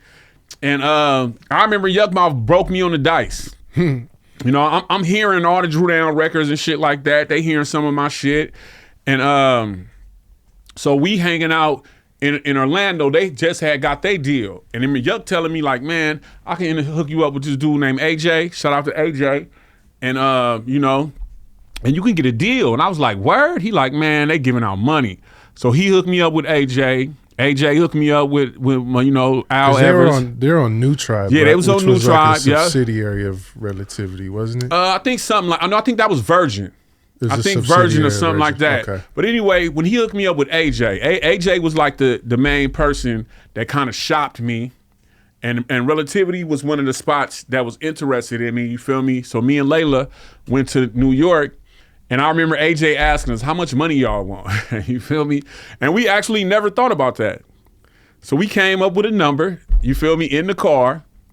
We had the meeting with Relativity. We told them what's up.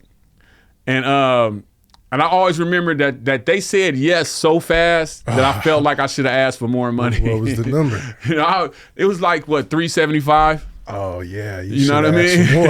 Right? Yeah. So I thought she was gonna say $1 million. No, I could have asked for $1 million though. Yeah. I didn't ask for $1 million. I ain't gonna front. I ain't gonna pick the 210. It was like 375, but it was a 375 that I controlled.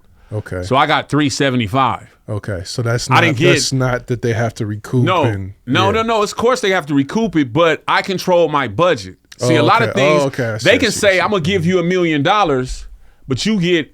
I'm going to spend $1 million on your project, right? But you get a $50,000 event, right? So in the press, oh, you got $1 million, but you didn't control the $1 million. Right, you got 50. Right. So I got 375 and that I control. You get to. All pick I had to do is and deliver a record. Right.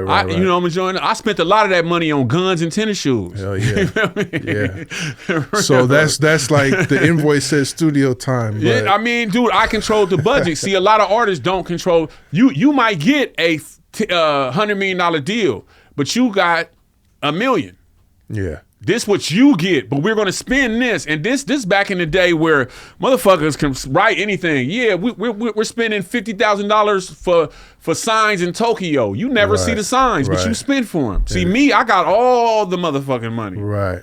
You feel me? And I can do whatever. I can spend $1 on some shit, or I can spend $100 on some shit. So that's where the deal was different for me. And I got an imprint. You know what I mean? So you basically gave me $375, then $400,000 that I control, and I get an imprint to start my shit off to go from there. You feel me? I actually like that. I think that's my favorite one of your albums. Oh, thank you. That was me proving haters wrong. And at the time, you know what I mean? Because I had so much hate. Being a little kid coming from where I've come, my family was on welfare, right? When I got my first check on the legal business, first thing I wanted to do was get my family to a better situation. But I had grown men telling me to buy keys of dope. And I stood up against that. I said, I don't give a fuck. I'm not doing what you fools do with me. I'm going to do right with my peoples, make sure we cool. I'm not doing that. And from that's when I got my haters. 16-year-old child, grown motherfucking gangsters, and I'm standing up against them. Yeah. So when Untouchable came, that's how I felt. Untouchable. Y'all niggas can't fuck with me. Y'all can't make me do what y'all want to do. I'm doing what I want to do, and I'm untouchable. And the way we came with that, Me and Ray love smoking weed at my house. Man, what you gonna call the record? I'm gonna call the record Untouchable. You feel what I'm saying? What's Untouchable? Cobra. Oh, well, okay. Man, a shark. An alligator. A gator, yeah. And then what if I get that motherfucker and I hold it like a pit bull? Oh, that's crazy. Right? So I remember the call to Layla. We call her, Layla, I need you to get an alligator. She like, what? She's like, I need you to get an alligator. I'm gonna do my cover where I'm gonna hold the motherfucking alligator like a pit bull. And all praises to Layla, man. Layla, she made that happen. She hooked up with a cat named Wild Bill from Thibodaux, Louisiana. He owned a gator farm. And I went to Thibodaux and I shot the cover. And that's a fucking albino alligator. Yes, a female. Because on the inside, you see me holding it by the neck. Yeah. That look I have on my face is because the motherfucker was hissing. Whoa. Right? Hissing, and you know, they hiss and they kind of shake. So I'm sitting there in my mind, I'm thinking, motherfucker, you bite me, I'm biting you back. And he ended up like hitting me like this, and I got video with me running with it. So I'm running, but I forgot to let him go. Yeah. And what a lot of people don't know is before I got to the actual scene of the video, of the cover, one gator had ripped another gator whole bottom jaw off. And the gator was still alive. And I remember the people being so mad because the son, Wild Bill, was a crazy dude, man. I hope he all right, man. Yeah. You know, but yeah, man, Thibodaux, Louisiana. Wow. And it's funny because Beyonce actually bit that. On one of her record covers, she's doing the same thing. Wow. And I don't say that she bit it, but the art director, who he knows that. He's taking some notes. Yeah, he took some notes. Yeah. But I can say that I did it with a real gator. They did it with some Photoshop. Yeah, for sure. Yeah, that makes sense because that album, like we were talking before, like Illegal Business is like the young kid. You're kind of bossing up a little more on the Untouchable. Feeling untouchable, record. baby. Yeah. Feeling untouchable, man. Kind of sounded like you was having a little more money. Yeah. And, a lot of more money, man. Sounding like you were like that song Untouchable is like getting a little more dangerous, like staying dangerous. Because, dude, that's how I was. Guns and tennis shoes, man. I had real gangsters, you know what I mean, who you know, I had real problems with. You know, that's when the funk escalated. You know, we started losing people. My DJ Cease got killed, you know, and it was guns and tennis shoes. You know what I mean? You want to do something to me, I'm going to do something to you, and I'm going to be ready. Yeah. And my dudes is ready. You feel me? And, man, we like that. I kind of also get another sense of that Tupac duality. Yes. There's songs like Untouchable, but then the standout track is Get Right.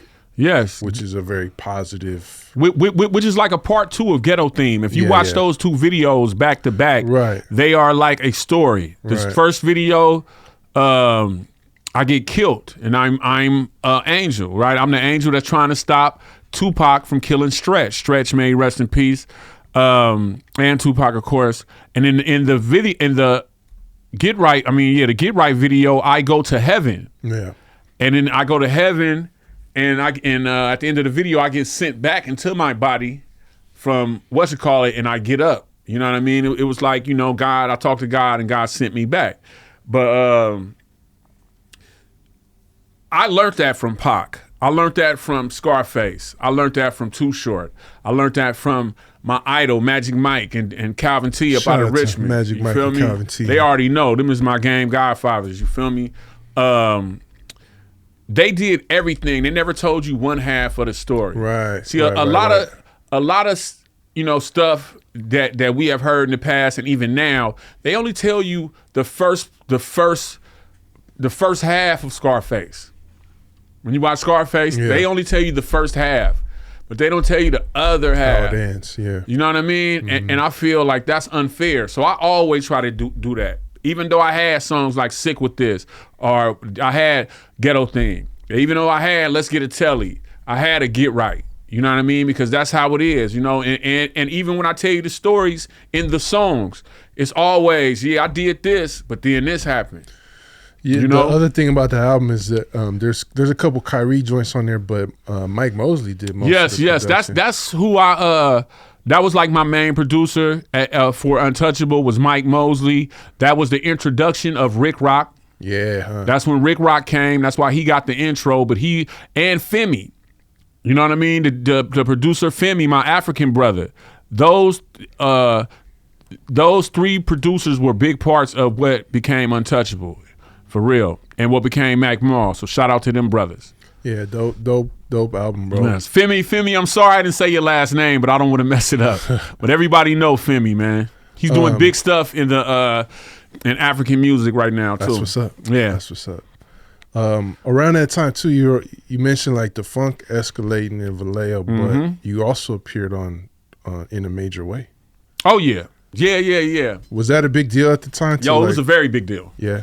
It was a very big deal, but it goes back to me standing on what I believe. You feel me? And not being swayed, you know? But the way that it happened was basically when at that time when Tupac called you, you came. Hell yeah. No matter what you was doing, if y'all was in the same city and Tupac called you, you dropped everything to get with him because whatever he was doing was bigger than what you was doing, and bigger and better and funner. Right. So I'm in LA and I'm doing like a run or something, and I get a call, from Mike Mosley or something. And he like, "Where you at?" I'm like, "I'm doing interviews and shit," and I got Young Lay with me. So, excuse me. So I hook up. I say, okay, I'm gonna go to the studio. So of course I drop everything I was doing, and I get to the studio. And when I get there, I see Spice One. Spice One knew me since I was like really 13, because he's tight with Jay Diggs. And so I knew Spice. I knew Richie Rich and shit. Not like a lot, but you know, since becoming Mac Mall and shit, I knew Rich. E40's my cousin. Mike Mosley's up in there. I remember in a cloud being like this, like a big ass cloud in the studio of just weed smoke and shit. So we come up in there. And hey, man, I'm the young partner. I just take my little spot on the couch and I'm chilling. You feel me? I'm listening to him and shit. And and Tupac look at me and say, "Ma, you rapping?" I'm like, shit, nobody asked me, but nigga, yeah. He say, "Well, take my bars." Right? So at the time, 40 had a decision to make. Like, you feel me? Am I gonna, you know what I mean? It's the biggest rapper in the world giving up some of his bars, you know what I mean, to my little cousin and shit. I didn't even ask my little cousin to get on. But 40 wasn't no hater. He allowed me to get on the song. And that's all I thought, really. I had blinders on. I just thought this. These are all my heroes up in here. These are all Bay Area giants up in here. Right. I'm getting a chance to actually test my skill with the big boys. I didn't even think about the repercussions of the shit or what did it look like in my neighborhood or nothing. I basically had the biggest rapper in the world. Gives you an opportunity. You are a rapper, right? You a rapper. I'm a rapper. Mm-hmm. You know what I mean? So now I'm with the rappers. You can't say no to that. I mean, come on, bro. Come on. Yeah. And then if I say no, what am I saying no for, man? Yeah. For somebody who really don't care either way. Right. So, of course, I said, yeah, I did the song. And then I hear it. And I hear him saying, let me let off some 302s on the other side of town. That's us. Right. You feel me? Right. So the song come and it come out, and it was just one of them things where, you know, I had a lot of people who really loved me, you know, who knew what's up, was like, man, this nigga was just rapping. This rap music, this ain't the real shit. But I had a lot of cats who was like, how could you? And this one and that one, you know. But I was like, bro, nigga, you a basketball player and motherfucking Kobe and Jordan asked you to play. What you gonna say? No? Yeah. Nah, I sit this one out. Nah, bro. So I made a decision and I lived with it. I think that's a lesson that like a lot of rappers today don't really take into consideration. Like a lot, like nowadays, especially in the Bay, the politics just separates everything. I feel like in the 90s, I mean, I commend you and some of these other dudes that was. But that's a choice. That's an individual choice, exactly. And a lot of cats. That's not going. Everybody's character is not like that. Right. Everybody, you know how they say, stand on it. Everybody ain't finna stand on it like that. Yeah.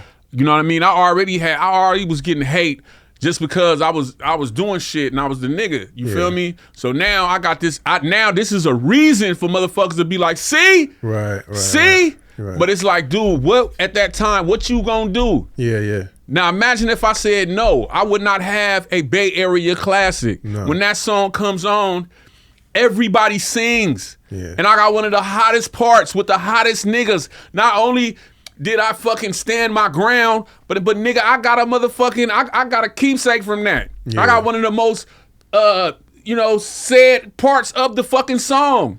Now imagine if I wouldn't do that just to make some motherfucker who I probably don't even talk to now happy. Yeah, that's a platinum album now. Yes, I know. Yeah. Yes.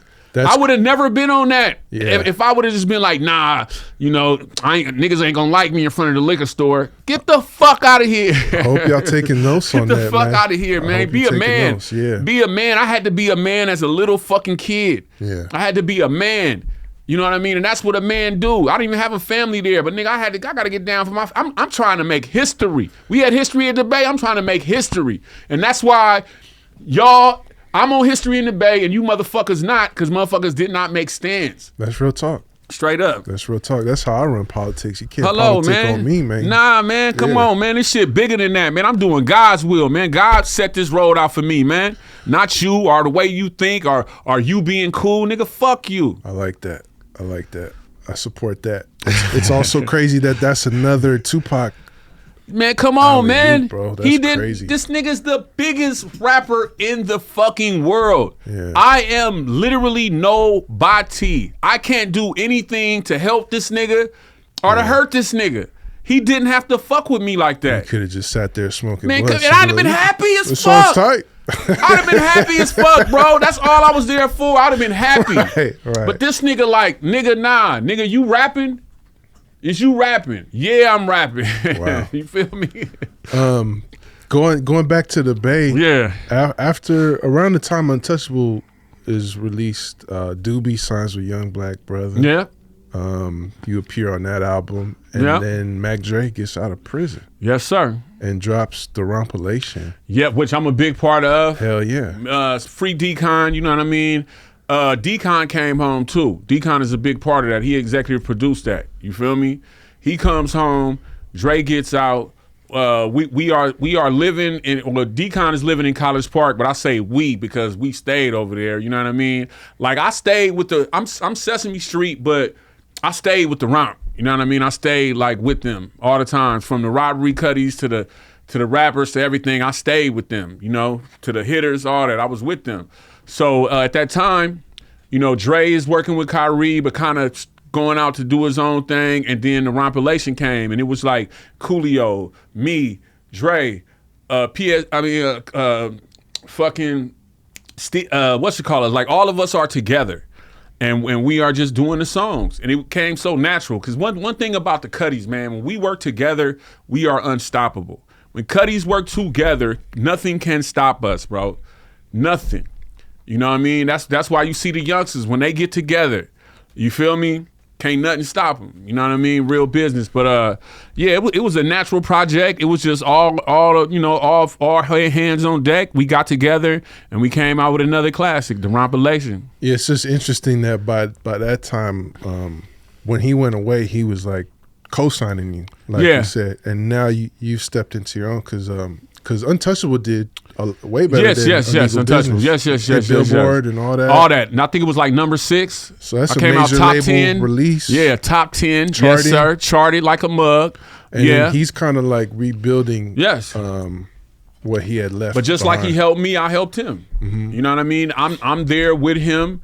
We're doing it. You know what I mean? To me, it was just like, I'm happy to have him here. You know what I mean? So let's go. Let's do what we got to do, because I need you. You know what I mean? I need you now too, so we can walk these dogs together and we can just be a force. You feel me? Was his energy like fuck? I gotta start over again, or was he? Dre was never like that. Dre was a upbeat spirit, a always positive thing. I think he gets a lot of that from Mac Wanda. You know what I mean? Because Mac Wanda, you know, was always a corporate lady. You know, Dre father was hood, but Dre didn't come from the hood. His mother had a mansion. He left the mansion to come hang in the hood. He literally left mansions to come sleep in Chevys and be with the Romp. He didn't have to do that. Because he grew up in East Vallejo, right? Was it East or? Yeah, he came out there, born in Oakland, of course, but they came to Bridgeside where his cousin Los and him and shit like that. But he a Crest nigga through and through. Right. He came out there as a little kid, straight from when he started getting in trouble and Fawkes and all that shit. He came to the hood and never left. You feel me? But the point that I'm saying is, it's just the way that he thought. You know what I mean? He didn't have the mindset of a person who was defeated. Right. He had the mindset of a person who believes that he can do anything. And I think he got a lot of that from Mac Wanda, because Mac Wanda actually achieved these things. Right. You know what I mean? So he knew that he can do it because his mother was a professional, was a person who was, you know, upper echelon, who was doing it like that. So he knew that it was actually possible. Us in the ghetto, we didn't know it was possible.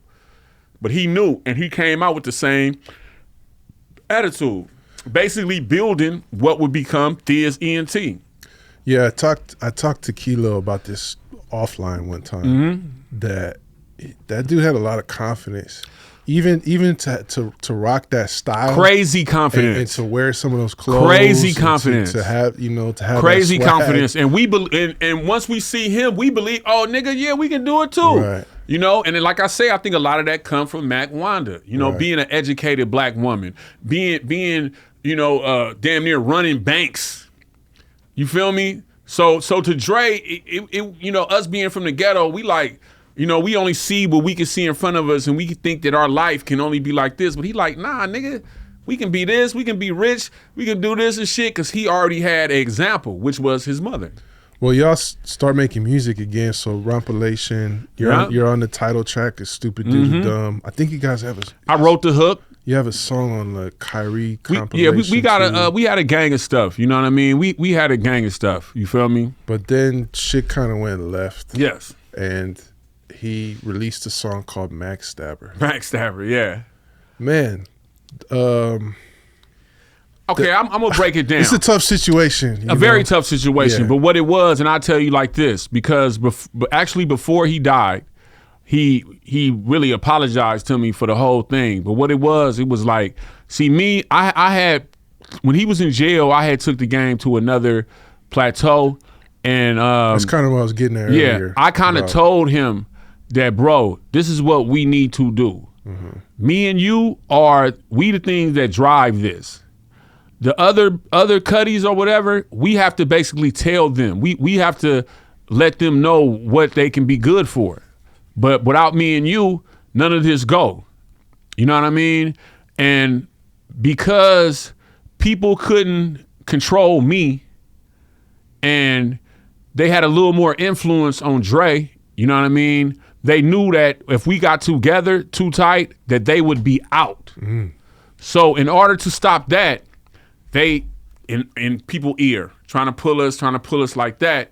So, you know, at the time, he was more influenced by the people who we don't even talk to today. Wow. Basically nobody's.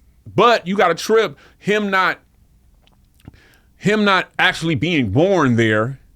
You know what I mean? It's kind of where people can't say that I'm not from the Crest because I got one of the biggest families out here. You can't remove me. Yeah. But for somebody who's not actually wasn't born there, you know, they kind of gotta you know, get in where they fit in and kind of and that's what it was. And at the time, it was just some shit. Okay, you kind of need that cosign. Yes, in a way. Yeah. Yes. So when that shit happened, man, it hurt me. It hurt me. But the cold part about it, them boys done gave me everything that I needed as far as the game, to where, nigga, you know what's up with me. You know how I'm finna stand on my business, nigga, and I'm not gonna trip, and I'm gonna do my thing. So if you gotta be over here, I'm gonna be over to here. It you know, besides the hater motherfuckers, it didn't split up the hood because people knew that it was just some rap shit. It wasn't no real shit. Cause I went, when I heard the song, I go to the Crest, and because if you from my neighborhood, if some shit happened, you gotta go to Gateway and Sawyer Street, see about it. You feel me? And see what it's gonna be. When I came, we at the park, we sitting like this. I remember Reek Daddy like, nigga, squab about it. You feel me? And Ray, rest in peace. And I'm sitting there like, you know, I'm hurt as fuck, but I'm looking at him like, nigga, what is it? You feel me? politics came, niggas was on some apologize shit, whatever. I'm like, nigga, it is what it is, man. You do you, I'ma do me. That shit ain't stopping nothing with me. You feel me? And that's how we kind of carried it until, like, you know, we had Miami and everybody. We would ask about each other, but it'd still be like, man, fuck that nigga. Oh, man, fuck that. You know what I mean? But it's still, he all right? He doing cool? Oh, he got hoes now? Oh, he got hoes? You know what I mean? We was just checking up on each other and shit. And then we had actually got together when Jay Diggs came home. Right. Yeah, when Jay Diggs came home, Jay Diggs, you know, who was Romper Room, and, you know, Jay Diggs, my name is Jamal because of Diggs. Our mother's birthday on the same day and shit like that. So Diggs was like, nigga, fuck both of y'all. Nigga, we getting this shit together. Nigga, y'all niggas tripping. And Diggs had a party. He got us out on the boat. And it was a whole party going on. Me and him got out. We discussed what we was gonna discuss and moved on from there and never looked back. That's great. That's I mean, obviously that's the best way to handle it. Oh yeah. I ain't gonna lie to you. That is like a scathing diss track. Oh yeah. He I mean, he's known for the since the Sig tapes, right? That's what he does. But I think the way you handled it is, and a lot of people don't know. I never said nothing direct, but my get back, if you listen to Mac Jesus, that's basically my rebuttal. Okay. But like I say, I never, where I was in my career, that didn't hurt me.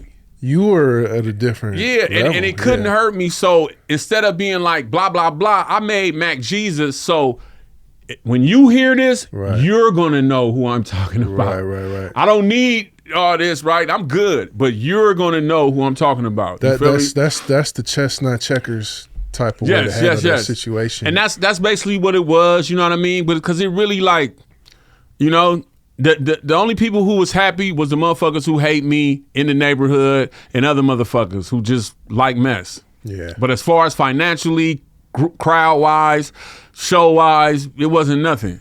And it was a play. If that shit if it would have worked, motherfuckers would have went with it. Yeah. But since it didn't work, it was brushed up under the motherfucking carpet. You know what I mean? Right. Wow. Yeah. I never heard your response to that. Because it was one of those things, if you listen to it now, you'll be like, oh. But it was one of them things where, nigga, I just want you to know. Yeah, I mean, that's the thing is, like, this is also why I bring it up so people can learn from it. Like, you're never supposed to punch down. And that's what basically. You're not, if someone's not on your level, you're not supposed to elevate them by going down to their level and making them seem like they're a bigger threat. And it's crazy though that this, like, and you know, it's the other thing that Fab said on here one time. It was so real. He said sometimes your idols become your rivals. Oh, of course. And you got to think we are in a competitive game. Yeah. So imagine you seeing your little nigga. Yeah. Yo, literally little nigga. Outshine you. Yeah. Yeah. You feel me? Man, that shit hit different. So now all them little haters, man, fuck that nigga, man. That nigga, now that shit become, maybe he is. Yeah. You feel me? So even for that, like, I don't fault that nigga, man. It is what it is, man. No skin off my nose. And like I say, man, in Kansas City, we can get into that. Nigga, I'm rolling this blunt. And he told me, man, you was right. I'm sorry, brother. And I was like, Cuddy, we about here. the people that was in his ear and all that? He was like, I wish I would have listened to you and did what you said. What did you? I basically said that us together are the engine of the car. Yeah. So we got to tell the tire to be a tire. We have to tell the door to be a door. Yeah. They don't know nothing about this. People we know play their this. Position. So people took that and twisted it like I was saying, me and him do our thing and lead these niggas. So the niggas who felt like they was finna be left got into his ear like, nah, nigga, this nigga hate. You know what I mean? Were you trying to get him to pursue like a label situation or? Yes, a label situation, but us being the top and dictating what everybody needs to know and tell, because we know more than everybody about this industry and about this game. So yeah, you a Cuddy, but you might be a good hype man, or you might be a good motherfucker to do our merchandise, or you might be a good. But if me and you are not together, all these people are just running around. So we have to dictate what position to put people in. but nothing can happen without us. Wow. That probably would have been a good move. Man, you know what I mean? Yeah. But it wouldn't have been a good move if you a motherfucker on the outside. Yeah. Well, that's your position. And your whole thing is, man, if I'm not with this dude or if I don't got a position, then I'm gone. Man, we got to separate these niggas because I know I got more influence on him than I do him. And if they together, then my influence would be nullified. Right. Yeah, it's divided. You feel me? Yeah, and that's basically what it was. But that shit didn't stop shit. Wow. So, I mean, from there, you basically went on to create your biggest song ever, which is wide Open. Yes. Well, that song had the fucking Bay in the chokehold. Still do. Yeah. I just got off stage. Come on, man. You know, that's the jam. That's like a good, feel good. Dude, I do weddings now. Come on. Do you understand that? Like that's real weddings, man. And that's the #1 Bay Area rap love song, bro. And they pay me a lot to do one song. Yeah. And then I trip that there's literally gonna be couples that's having their 50-year anniversary, and I'm gonna be a part of that. They're gonna play that song. Wow. I remember, baby, when I saw you in the club, we was dancing to this, and it just makes me feel special, man, because I got one of those ones. You got one of those ones, dog. One of them Bay ones. I got a couple of them, but that's as far as the love song. You know what I mean? Just a good songwriting, period. You got Shima on the hook. Shout out Shima. Is that a Khayree beat? Yeah, that's a Khayree beat. And actually, I didn't want to do the song. I bet you didn't. Because it's too soft, or if you listen to the record, Illegal Business 2000, it's a very dark record. It is. I was gonna say. You know what I mean? Too. A very dark record, because that's where all my records are postcards of my life at that time. Whatever that record is, it is exactly what I was on at that time. Yeah. So we do the record, and Khayree get at me like, we gotta lighten it up. I say, man, come on, man, with this shit. So he gives me the song, and out of spite, I say, you know what? I'm gonna write the best fucking love song, motherfucker, because I don't want to do this. But the only thing I had in my mind was I didn't want to sound like, no offense, because he's my hero, but LL Cool J. LL was my hero. I'm not dissing. But he had that, let me rub your lower back, and I'm like, man, I don't talk like that. So if I can't fake, I want to speak for every, quote unquote real nigga. That something that he can say without feeling too mushy or like he's a sucker. So I penned that as a real nigga, what a real nigga would say. Hey, baby, you know what I mean? I love you. You know what I mean? This is the real shit, and that's what I did. And with Shima's hook, it became what it was, That song was like top #1 on CMC. Shuey Gomez. It was all over Cameo. I was Artist of the Year that year. Oh, for which platform? For Cameo. For Cameo. Yeah, I was Artist of the Year. That song was like every hour. And then you got a trip. Not only did I have that song, but I had Players Holiday. Right.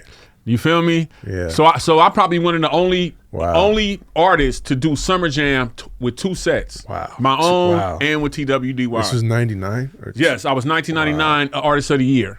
Yeah, bro. I was definitely feeling on somebody in 6th grade to that song, bro. Yes, sir. Yes, sir. Yes, sir. I mean, the other part of that too is like the Mac shit, right? Like the Bay Area, like we go hard on the women, bro.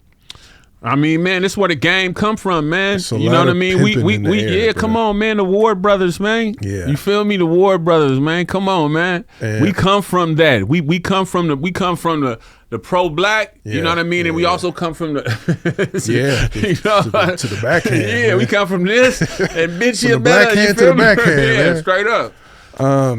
Did you fall into that as well? Oh, of course. Of course, you feel me? If you read my book, I talk about it. You know what I mean? Especially when I fell out when I was leaving Relativity, and they basically told me that I couldn't make any music. You know what I mean? So hey, man, you know what I mean? The Mac God bless me, man. The work, it all worked out. You know what I mean? Shout out to my game godfather, man, Charlie Bird, man, C-Note up out of Richmond. You feel me? Big influence on me. You know what I mean? My folks reached the beast. They gave me the ism. You feel me? And I did something with it. Damn. Illegal business. Back at it. Yeah.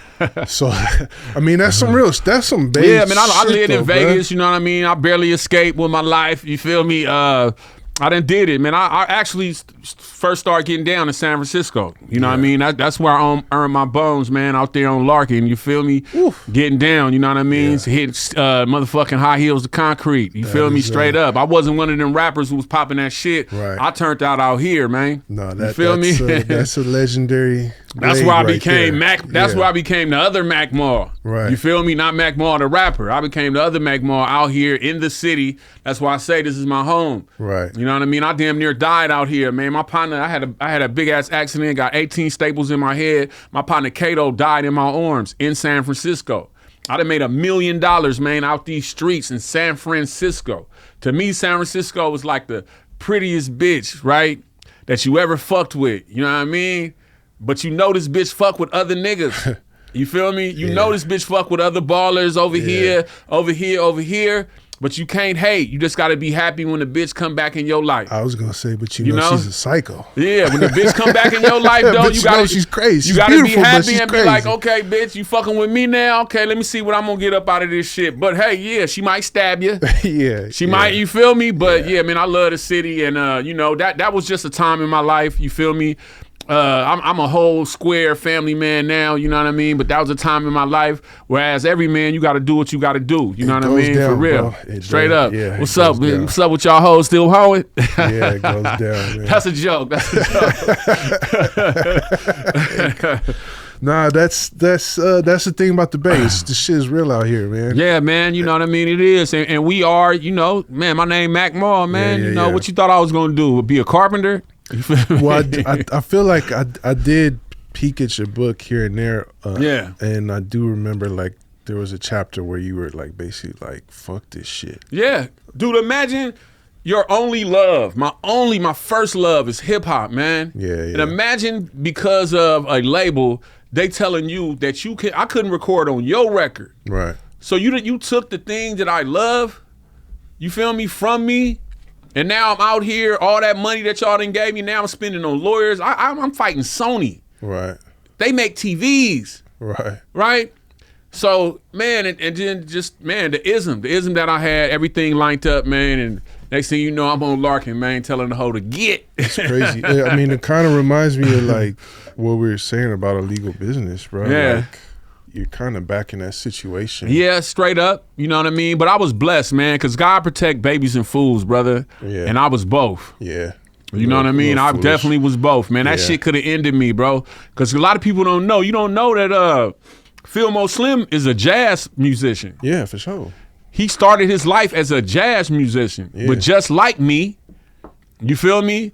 Niggas, some hoeing wanted the pain. Yeah. And some hoeing, and that shit was easier than dealing with the shit. Yeah. So he got down, and you got a trip. Now, after all these years, he's doing his music again. Right, I was blessed to get knocked on the head a couple times and learned, like, hold on, I'm hustling backwards. Yeah. These motherfuckers wear suits and shit to get attention that I already got. Right. What am I doing? And then when I was the deepest in the game, the most successful, getting all the money, I still wasn't satisfied inside because I wasn't doing what I was made to do. And what I was made to do was be Mac Mall, the rapper. The Mac Mall that's sitting in front of you right now.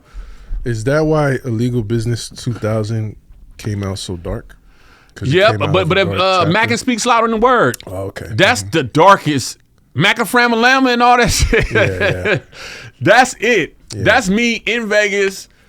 Man, out there with Kenny Red, may rest in peace. Out there with RP, really pimping, man, he rest in peace. You know what I mean? And all the bros, you know what I mean? We was out there, man, getting it and shit, and I was not thinking about rapping. I hated rappers. I hated when Magic came to Vegas because it was too many no money spending niggas. Damn. You feel me? I was just totally into that, and I could have been lost. Yeah. I didn't talk to my family. I wasn't one of these niggas that's finna be on Instagram Instagram wasn't even around then, but it was just, I separated myself. I went all in on this shit, and the rapper Mac Mall was a fucking memory. Wow. You know what I mean? You're ready to close that chapter. Bro, I was successful. Wow. You feel me? And the thing was, it was just like I wasn't happy, man, and I had to get back to my lane, man, and what I was born to do. You know what I mean? Because no matter how much success, no matter what you're doing, if you're not doing what you were supposed to do, you will never be happy. That's facts. Yeah. So wait, so did I get the timeline right though? Did that come before or after Illegal Business 2000? Dude, I literally knocked my first bitch when Wide Open was on. Damn. So while on the outside I'm lovey-dovey, yeah, man, I got my first, man, shit. Damn. First work. I would say who I knocked. I'm not even gonna say who I knocked, but you know who the fuck who I knocked, you nigga. Wow. You got that call from Mac Mall, you feel me? Damn. Because I had a partner who was playing that album religiously during some hustle periods of his life. Like that's the only album he had in his car was that. Bro, it was like that. Yeah, and it's just a trip because you know what I mean. I think he skipped Wide Open when he was playing it. Yeah, you know what I mean. He was playing the other songs. Because he was more on because that's what I was on. I was on some different shit, man. They took my love from me, brother. Yeah, you feel me? And these same motherfuckers is still out here doing janky shit. I ain't even gonna mention their names, man. But they still out here fucking up niggas' deals and shit like that. But, you know, I won't even blame them, man. Everything happens when it happens. Because of that, Wide Open was able to come. Right. And that was the biggest song of my career. Man, I'm literally gonna be an old man getting wheeled out and singing the song. Good. No, it's great, bro. It's a blessing. It's an amazing song. Yes. Another person who we mentioned a little bit before that you did a lot of stuff with is JT the Bigger Figure. Yeah. I was just gonna ask about the movie. Oh yeah, okay. Beware of Those was shot in San Francisco. You know what I mean? I want to give a lot of love to Filmo, the whole entire community, and Hunters Point, because we literally shot that movie in people's houses. Yeah. Like literally the community houses. The community of San Francisco was, it might have starred JT and Mac Mall, but the community of San Francisco was the third star in that movie. Also, you know, that was like, you know, the mob figures was in the movie. Yeah, so that was my first time seeing them as a group. Yeah. And seeing the different personalities. I had Juice in that movie too? Yes, I had knew AP9 before. AP9 used to actually cut my hair. You know, AP9 is a bomb barber, but I saw him in the group and I saw the group dynamic and everything. I met my brother, Ryder J. Clyde. And it was just a lot of love from the community, you know what I mean? I even had a sandwich at the sandwich spot on the Mac block. Okay. Yeah. What is it? Uncle B's, I think. But the city just loved me, man, and we was able to do that movie. You know what I mean? Yeah. Shit was a beautiful thing, man. That's why I love San Francisco. Hell yeah. Yeah. Yeah, no, you got a lot of love out here too. Yes, I will say that. And that's what I a couple of months ago, shout out to my brother Shaman. I think he's like he's a supervisor. Supervisor. Yeah, they gave me a certificate of honor. Wow. From San Francisco. Yeah, man. You know what I mean? This is my second home, brother. This is where I really made, you know, my name, as far as, you feel me? I'm not in my neighborhood. Right. I'm in the city. The big city. You feel me? And I'm out here getting down, being successful. You know what I mean? I used to live on Beale Street. Okay. You know, and I lived there until somebody committed suicide by jumping off my building. The motherfuckers fell straight on my sidewalk. Wow. And the police came to my house, knocked on the door, like, I've been partying all night. I was like, what? They like, yeah, somebody jumped out your window. I'm like, man, I don't even got a balcony. What you talking about? And the first thing I see is a person, their head looked like a mushed apple pie or cherry pie. They had a crack in their stomach. A perfect half of their brain had hit the ground and slid. Damn. And this is the first thing I see. This is after I done been in my car accident. So I excuse me, I just go back to that shit and it fucked me up. And from there I was like, I'm out of here, bro. Yeah, that kind of sounds like some Frisco shit. Yeah, to be honest, dog. Straight up. Yeah, I was like, man, I'm finna go to the suburbs and chill my ass out. Yeah. You know what I mean? Yeah. Are you good on time, bro? Yeah, I'm good, bro. We at almost 2 hours. I'll keep going though. I'm good. Whatever, do you, man? Okay. I'm good. I'm good. Cool. I guess unless I'm missing anything, maybe we can go into like the Thizz. Okay. The Thizz movement. All right. Yeah, Thizz was, you know what I mean? This is when like I'm seeing Dre. After J Diggs' boat party, I'm seeing Dre. Dre is in his mode, you know, he's starting the Thizz shit.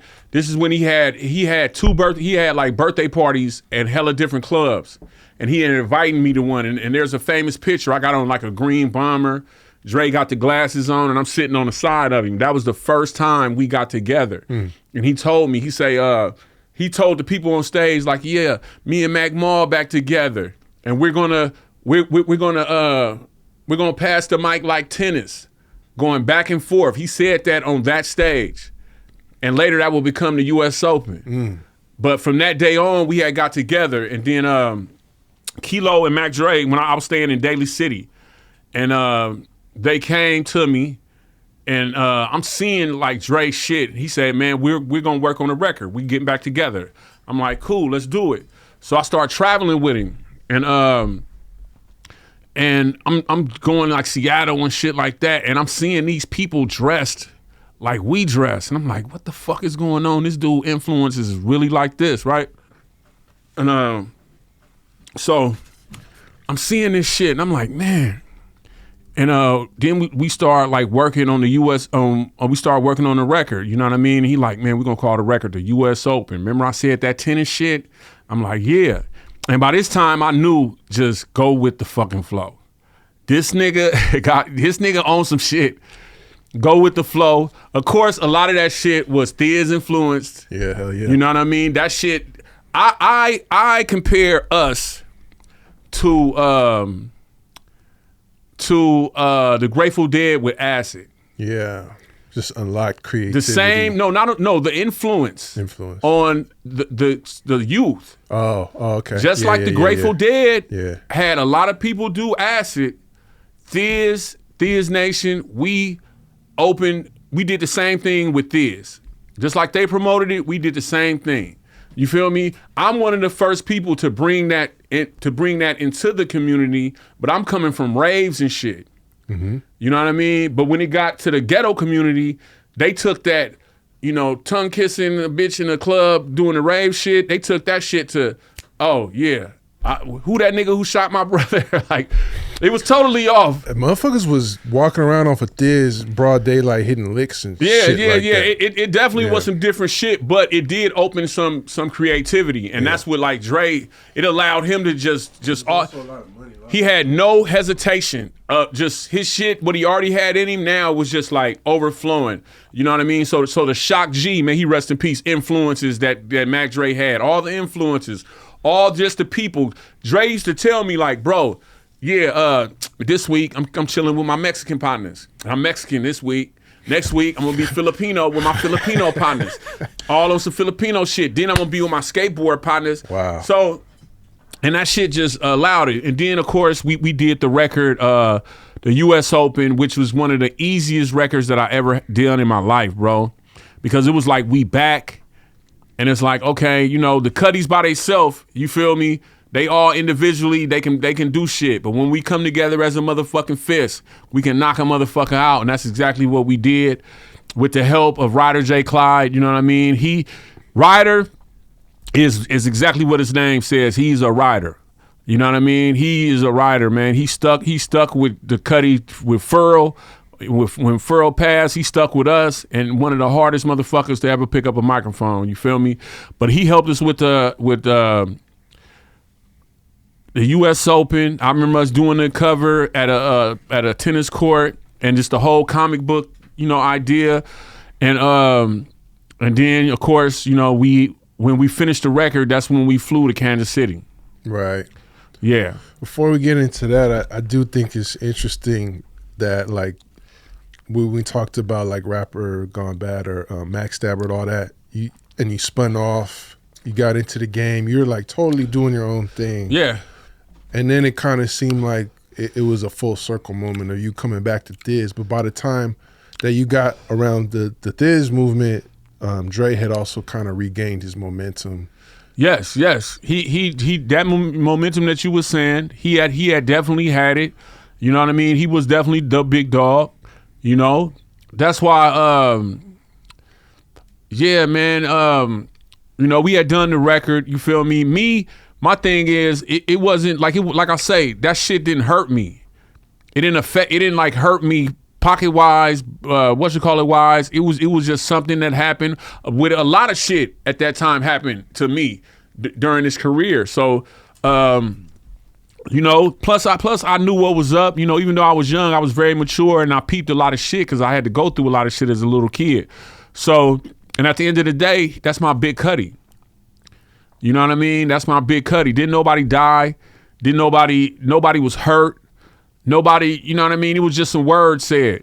But the love was always still there. So when we connected, that's what it did. We was able to move on.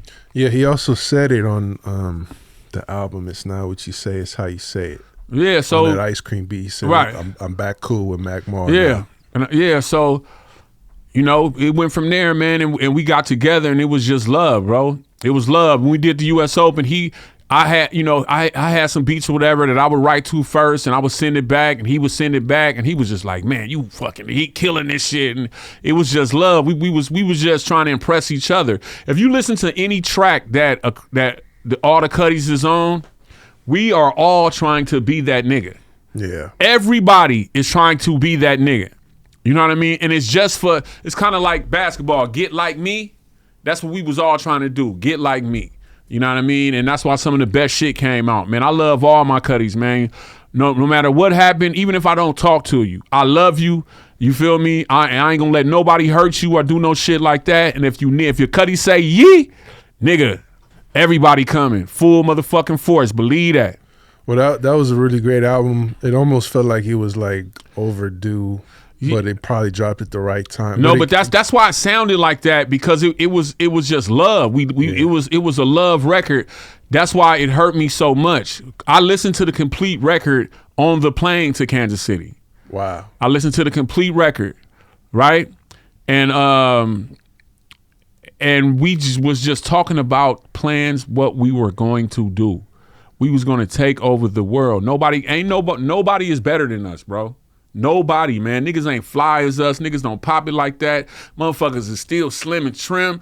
You feel me? Niggas is fly. Nigga, we dressing square, because that's what we used to do. We dress square, but a nigga have a motherfucking rocket launcher on them. But we dress like L motherfucking sevens, but you would not know that we're not square until you talk to us. And when you talk to us, you would see, oh, that nigga just look like not playing. Yeah. That nigga just wearing Abercrombie and Finch. But that nigga kill me right now, right? Well, that's that confidence. Yeah, so it's about. Like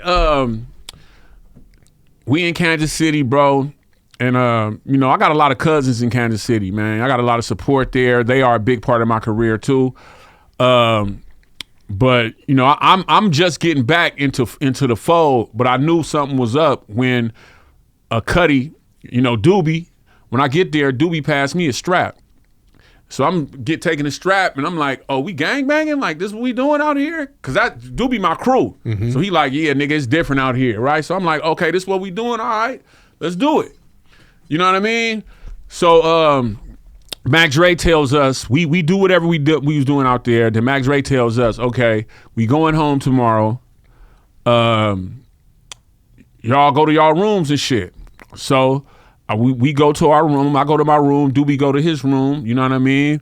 I think I pop a Thizz. Niggas is on Thizz and shit. And Doobie go to his room. Doobie called me like, man, I got some hoes. Come to the room. I say, cool.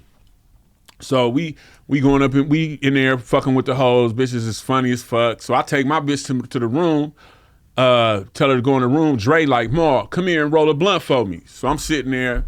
You know, a nigga in the middle of Thizz chilling. He like, man, Cuddy, you was right. I should have listened to you. You know what I mean? But nigga, we here together and we finna take over the world. Nigga, I'm gonna drop a record, you gonna drop a record, and we gonna drop a record together. I'm gonna drop a record, you gonna drop a record, and we gonna drop a record together. We putting out Ryder J. Clyde. He said a couple other Cuddies, but the Thizz Nation that you saw was never like supposed to be. It was supposed to be him, me, us together, Ryder J. Clyde, couple other Doobie. You know what I mean? So he tells me, I roll his blunt, I'm listening to him, and I'm like, Cuddy, you know, we had a very, I thank God for that moment, because it really like set things. I didn't know that he was finna leave us after that. And next thing I know, I'm in the room with the bitch, and I get a call from Doobie. They hit the Cuddy. No, the Cuddy got hit. Now, I had seen, because I did shout out Gully TV, I did a Gully TV interview, and I don't read comments ever, but I just read the comment and I heard somebody say, it kind of sound like they knew it was going to happen, because when Doobie said the Cuddy got hit, he didn't ask, because I already knew it was Dre when he said the Cuddy. Now, I hope to God that the motherfucker who made that comment or anybody else never have to live through anything like that. Right. But the reason that I knew that it was Mac Dre is because he was the big dog. Right. He was the big dog. You know what I mean? You didn't have to fucking say his name, because he was the Cuddy. You feel me? So that little stupid motherfucker who made that comment, man, I just hope God never puts you in that situation, bro. Yeah, people gotta stop playing with the conspiracy theories and so all when that shit, when he was the big dog, yeah, we are all out here for him. We are all out here rocking with him. So when he said the Cuddy, I already knew who the fuck he was talking about. So now when that happened, now it's turned up. You feel me? Hella shit happening. Now the conspiracy theories and all this is happening. Who did what? We trying to figure it out like this. Motherfuckers was going home, but I can't go home. I can't go home. We here now. Yeah. So everybody else left, but nigga, we here. But now that we here, nigga, I can't trust the bitch that's finna clean the room. I can't trust the motherfucker. Just everybody, bro. And I'm ready to do something to anybody. Anybody and everybody, bro. And we figuring out. Then we got the Cuddies coming in. You know what I mean? We finna get down to this. And I can't leave without this nigga body. So we stayed until the body went home. While the newspaper out there was trying to call us out. While the police was. While a nigga who I was cool with out there probably was giving me weed and shit. Now I'm looking at you like, nigga. It was a very tense situation. Yeah, from what I understand, so I don't know if you saw this, but I did a podcast with this journalist who basically investigated the whole situation. I'm not You're not a YouTube digger like that. Yeah, all that shit. Yeah. This shit is real. My friend No. Yeah, died out there. I say this whichever way he died, he died. I say this with all respect. Yeah. But he basically had what he researched was that the trip was it kind of went left from jump. Hey man, that's his research. I lived it. Yeah. I lived it. And all I know is somebody I came with got killed. I wish I could have been with him. You feel me? I wish I could have been with him, whether if it have went anyway. You know what I mean? If it would have been two niggas, whatever. That is my big brother, bro. Even with the whole Thizz and everything that we did, man, do you know how many people we lost, bro? Right. And I think about over what? This music shit? Nigga, the Tupacs, the nigga Furl, the Mac. Do you understand that the two people, my two namesakes, are both fucking dead? You feel me? The two niggas who I got my name from are dead. And niggas wanted me to make a Game and Stick 3. Yeah. Nobody, motherfuckers don't even give a fuck about that. Like what that can do to a person's psyche. That can make a person want to give up and never do this. I would give everything that I have gained from hip hop back to have Michael Robinson and Andre Hicks back. I work at fucking McDonald's. Right. You feel me? To have Johnny Cash back. You feel me? To have these brothers back, man. To have G-Nut. You know what I mean? Man, we lost a lot. We lost a lot, bro. And a lot of people don't even really think about that shit. We lost a lot, man. All over this hip hop and this love for that. The reason that we even still in the game is because we love y'all. We love this, But dude, I lost enough to where, motherfucker, I walk off like I live in the woods and never talk to nobody, bro. Yeah. You feel me? Because everything, nigga, I lost DJ Cease. You feel me? I lost, man, a lot doing this, but I love this. I love y'all. I love, doing this, and I cannot stop now. we done went so far in this shit that I can't stop. I will be hunted by them brothers. That is one of the things that was said is that it's, you know, Dre died doing his job. Doing a show. Yeah, man. Yeah, the shit is deep, bro. But from his death, coming back, now I'm back. Now I have a responsibility for my neighborhood. Right? Even though I might have not liked you or not wanted to fuck with you. But now the big dog got hit. I'm the third generation Mac. I have a responsibility. Right? I could have been on my own shit. But I have a responsibility to my neighborhood, bro, to the people who I lost along the way. DJ Cease, the Mac Dre. I got to come home and I got to play my part. And that's exactly what I did with Thizz Nation. You feel me? Got with Miami and got with Kilo. And I played my part. I didn't think about my own career. That wasn't no up for me. You feel me? That was me playing my motherfucking part. Okay. And we brought new stars to the game and made them big. The Mr. Fabs, you know what I mean? The Money Gangs, you know what I mean? Just so many people, the Jeezys, the Bav Gates, you know what I mean? Just so many people, bro. You know, shout out to Gold Toes, you know what I mean? My brother Gold Toes, what he did with Thizz Latin. I had a big part with that. I got with my brother. I was living in the city. So of course I got with Gold Toes and the Homeboys, you know what I mean? And I saw the power in that, you know what I mean? I'm damn near Thizz Latin. Shout out to my brother Tone Loc, you know what I mean? Like, bro, I'm living in the city. I'm with them every day, seeing the power, you know what I mean, of the red flag. You feel me? For real. But well, you know what, bro? Let me rewind just a little. Okay, bit, I'm bro. sorry, man. I'm no, sorry. You're good. I'm sorry. You're good. We're off this Leon Day Soul, and we're having a real conversation. Right. But you know what? Something just felt wrong. I don't want to just gloss over what you just said. Let's not. I want to take a moment to sit with this. Like the scars of the game is real, bro. Mm-hmm. You will lose people. To everybody out there, myself included, we're talking about rappers. We're talking about musicians. For you, it's a lot deeper, and I think we need to take a moment to really get that across. Yes. People need to understand that, man. That's why, you know, just now with hip hop and with this era of rap, we are actually losing people. Right. But a lot of artists that only put out one record, it's because traumatic shit happened to them in their career that made them walk away. Even though they love music and they love this shit, some traumatic shit happened, and it could have been a faulty deal. It could have been a drug overdose. It could have been this. It could have been that. Now, when this rap shit, we are literally, people are getting killed. Yeah. You know what I mean? And to y'all, it's rappers, and it's a good motherfucker who rap. But for me, it's people, man, who I done ate out the same bowl with. It's people who we grew up together. It's people who we had some of the best times of our life together. And these are human beings.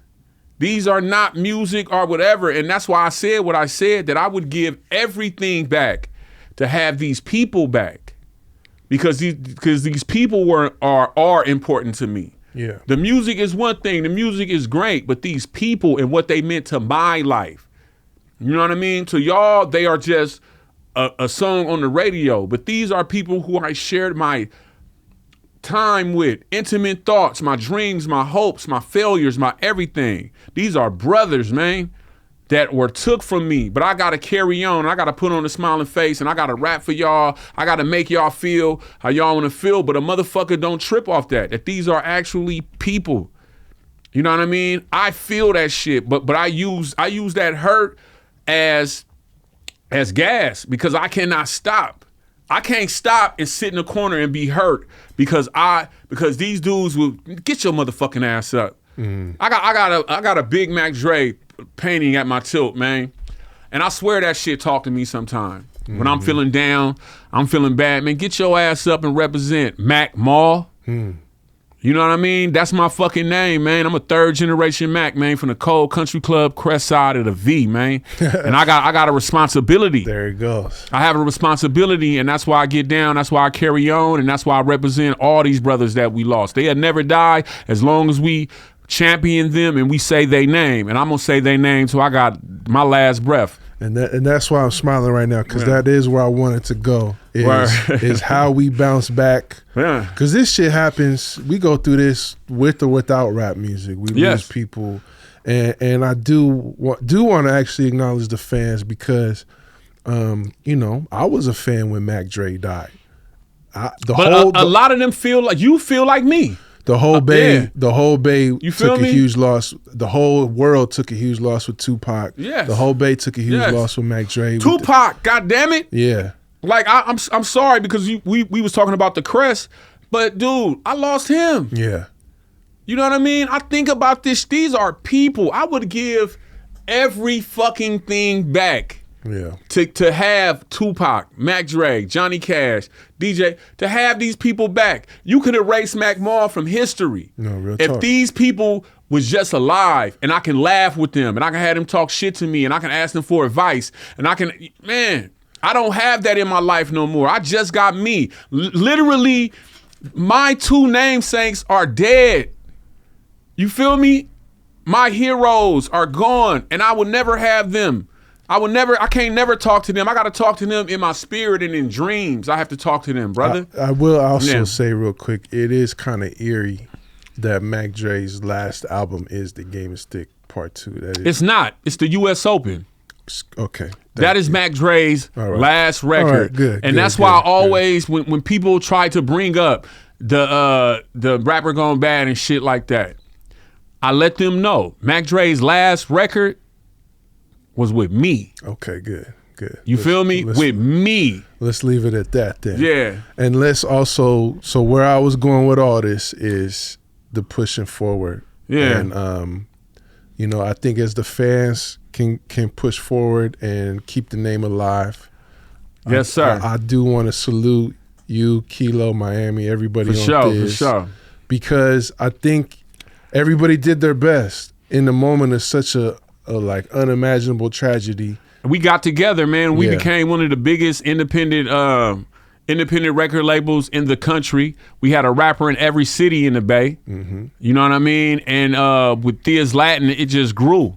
And you know, man, it's still popping to this day. Look at Mr. Fab, the damn near unofficial mayor of Oakland. You know what I mean? Look at me, fucking still doing a thing. One of the most booked motherfucking artists in the Bay Area. I'm booked more than everybody. Look at my flyers on my Instagram, the Real Mac Mall, Yoshi's by the way. August 10th. Yoshi's August 10th, you know what I mean? We still here, we still doing it at a high rate, man. We still traveling the country. I just got back from DJ Screw Day. You know what I mean? We still at this, man, and we still representing, waving a flag, and we gonna continue to do it. Yeah, I mean, that was 20 years ago. Yes, sir. We still here. Mac Dre Day is some of the biggest stuff. You know what I mean? Some of the biggest shows. Shout out to Mac Wanda. Shout out to Ray Love. You know what I mean? Because Ray is corporate now. You know what I mean? Ray is damn near running the Mac Dre, what they call it? Estate, and also the Tupacs. You know what I mean? No, Ray is straight corporate. He got a basketball team. You know, we all do what we supposed to do for the family. You feel me? And you've released a lot of albums since then. Yeah, a lot of records, skateboards, you know what I mean, merchandise. I'm also a self-published author. You know what I mean? And it all came from, man, you know, just having that drive and having all my brothers who I lost still having their spirit in me and telling me to go. Did you get a lot of pushback from releasing that book? No, not really. Not really. Even the brides, you know what I mean? Motherfucker wasn't tripping, you know what I mean? Really, everybody was juiced about it because it was my story. And actually, when I read it to my mother, and she wasn't tripping, because a lot of the stuff in the book she didn't know. But once she said, you know, baby, that's your story, tell the truth. Because they always told, my parents always told me, man, tell the truth. If you tell the truth, you won't get a whooping. my pops told me that too. You feel me? Yeah, I'm gonna order that book. Yes, sir. Yes, sir. Hopefully, I see you, man. I'm gonna see you in August, man. I will be there. Yeah, I'm telling you, man. You know what, Maul? I'm not gonna ask you for guest list. I'm gonna buy a ticket. Thank you, man. Yeah, thank you, man. You know, I appreciate you, man. Yeah. I appreciate everybody out there, man. If you a friend, a fan, even if you a hater, man, come to August 10th at Yoshi's, man, and come check it out, man. It's gonna be a dope show. Mac Mall with a live band. Can I ask you a couple more questions? Sure, sir. Before we end this, you haven't dropped a solo album in almost 10 years. Yeah, maybe about that. But you got to, cause the road been treat me so good, bro. You know what I mean? The road been treat me so good, man. It's just even in the Bay. Like, you know what I mean? Like I said, I'm one of the most booked. I'm a professional MC, one of the most booked person. And it's like, you know, we've been going. But I actually have a Mac Marl and Doobie record. Yeah, I got that set aside that we going to be dropping real soon. And I'm actually recording. You know what I mean? I'm recording on the record right now. You feel me? That's exciting. Yes. You know what I mean? But like I say, man, the fans been, you know, just blessing me, man, and been booking me and just been wanting to hear this shit. So I just been grinding, baby. Do you feel like you have another classic? Always. Or two? Always. Or three or four? Yeah, it's all in front of me, man, not behind me, man. I can do, you know, a different wide open. I had one with Gawapale called The One that was damn near was gonna be the one until we was not able to do the video because she had got pregnant. You know, shout out to Gawapale. Yeah, man. You could put me in a room with whoever the best rapper is and I fucking wipe him down. Yeah, I was doing my research though, and I was like, oh, he dropped a collab with ESG. Yes, ESG. That was my last record. Yeah, and that wasn't 10 years ago. That was like 3. I said solo record. Yeah. Check out that, man. Yeah. That's check out that record, man. It's a tight record. I noticed other than that, there's legal business. Yeah, legal business too, but that was damn near. Yeah. So I was like, oh, it looks like he's overdue. I'm due for one, man. I'm due for one. Yeah. And I'm finna come, man. I'm finna definitely put it together. You know what I mean? I might need a drop from you or something, man. Come on, anything you need, bro. Straight up, brother. Of course, we're here. Last question. Okay. Why do you have the Misfits tattooed on your hand? The Misfits logo. Oh, the Misfits logo right here? Yeah. Okay, there's a couple reasons. You know what I mean? One reason is it's a matching tattoo with my brother Ace Jones. Shout out to him, you know what I mean? Be more in the house. And the second is because, you know what I mean, I am a fake skateboarder. Okay. You know what I mean? And I am a big punk rock fan. You know what I mean? Misfits is one of my favorite groups. You know, I love punk rock because it's just... It's a lot like the rap that we spit. Like we don't give a fuck. You feel me? We are anti whatever. We anti whatever you like. You know what I mean? And these one of my favorite groups, and I feel like a misfit. So you fuck with Danzig? And, yes, I fuck with all that shit. Jerry Only and all that shit. Iggy Pop, shit. Man, big influence. You know what I mean? But the Misfits, just the whole anti-social, that whole thing, man. You know, that shit is. I love it. You feel me? I love it, but it's a lot. It's a lot. You know, shout out to my brother Daniel Jordan, you know what I mean? He's a big influence on me too as far as with the punk rock stuff. It's a lot of people, you know, you think you know me, you know what I mean, but you don't know, you know what I mean? Like you know, I'm a rapper on the outside, but a punk rocker on the inside, you feel me? Straight up. Shout out Bad Brains, you know what I mean? Yeah, hell yeah. I mean, the punk rock and hip hop started around the same time. Yes. It was the same venues. Like independent, same venues, bro. Same venues. Grinds, you know, but like the punk rock and that shit, that's something for me.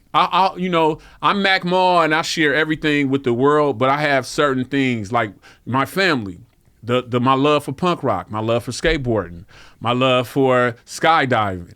You know what I mean? My love for food, certain things that I keep to myself just so I have something. Because you got to trip, brother. I've been doing this since I've been 15 years old. Yeah. You know what I mean? That's a long time. You know what I mean? That's a long time to be in the public eye. You got to have certain things that you could, you know what I mean, just have for yourself. So no punk rock album? Yes, I already got one. Me and Ray Love came out with a rock record. We had a group called Crime Scene. You can find it on YouTube right now. Out. We did a rock rap record. Yeah, it's on Crime Scene. It's real dope too. Check it out. Make sure y'all check that out, yes, man. Sir. Yes, yeah, sir. I saw that tattoo. I was like, I know he gotta have a story behind it. Yeah, man. I'm a punk rocker by heart, man. Straight up. Wow, that's that Mac shit, huh? Straight up. Wow. Yeah.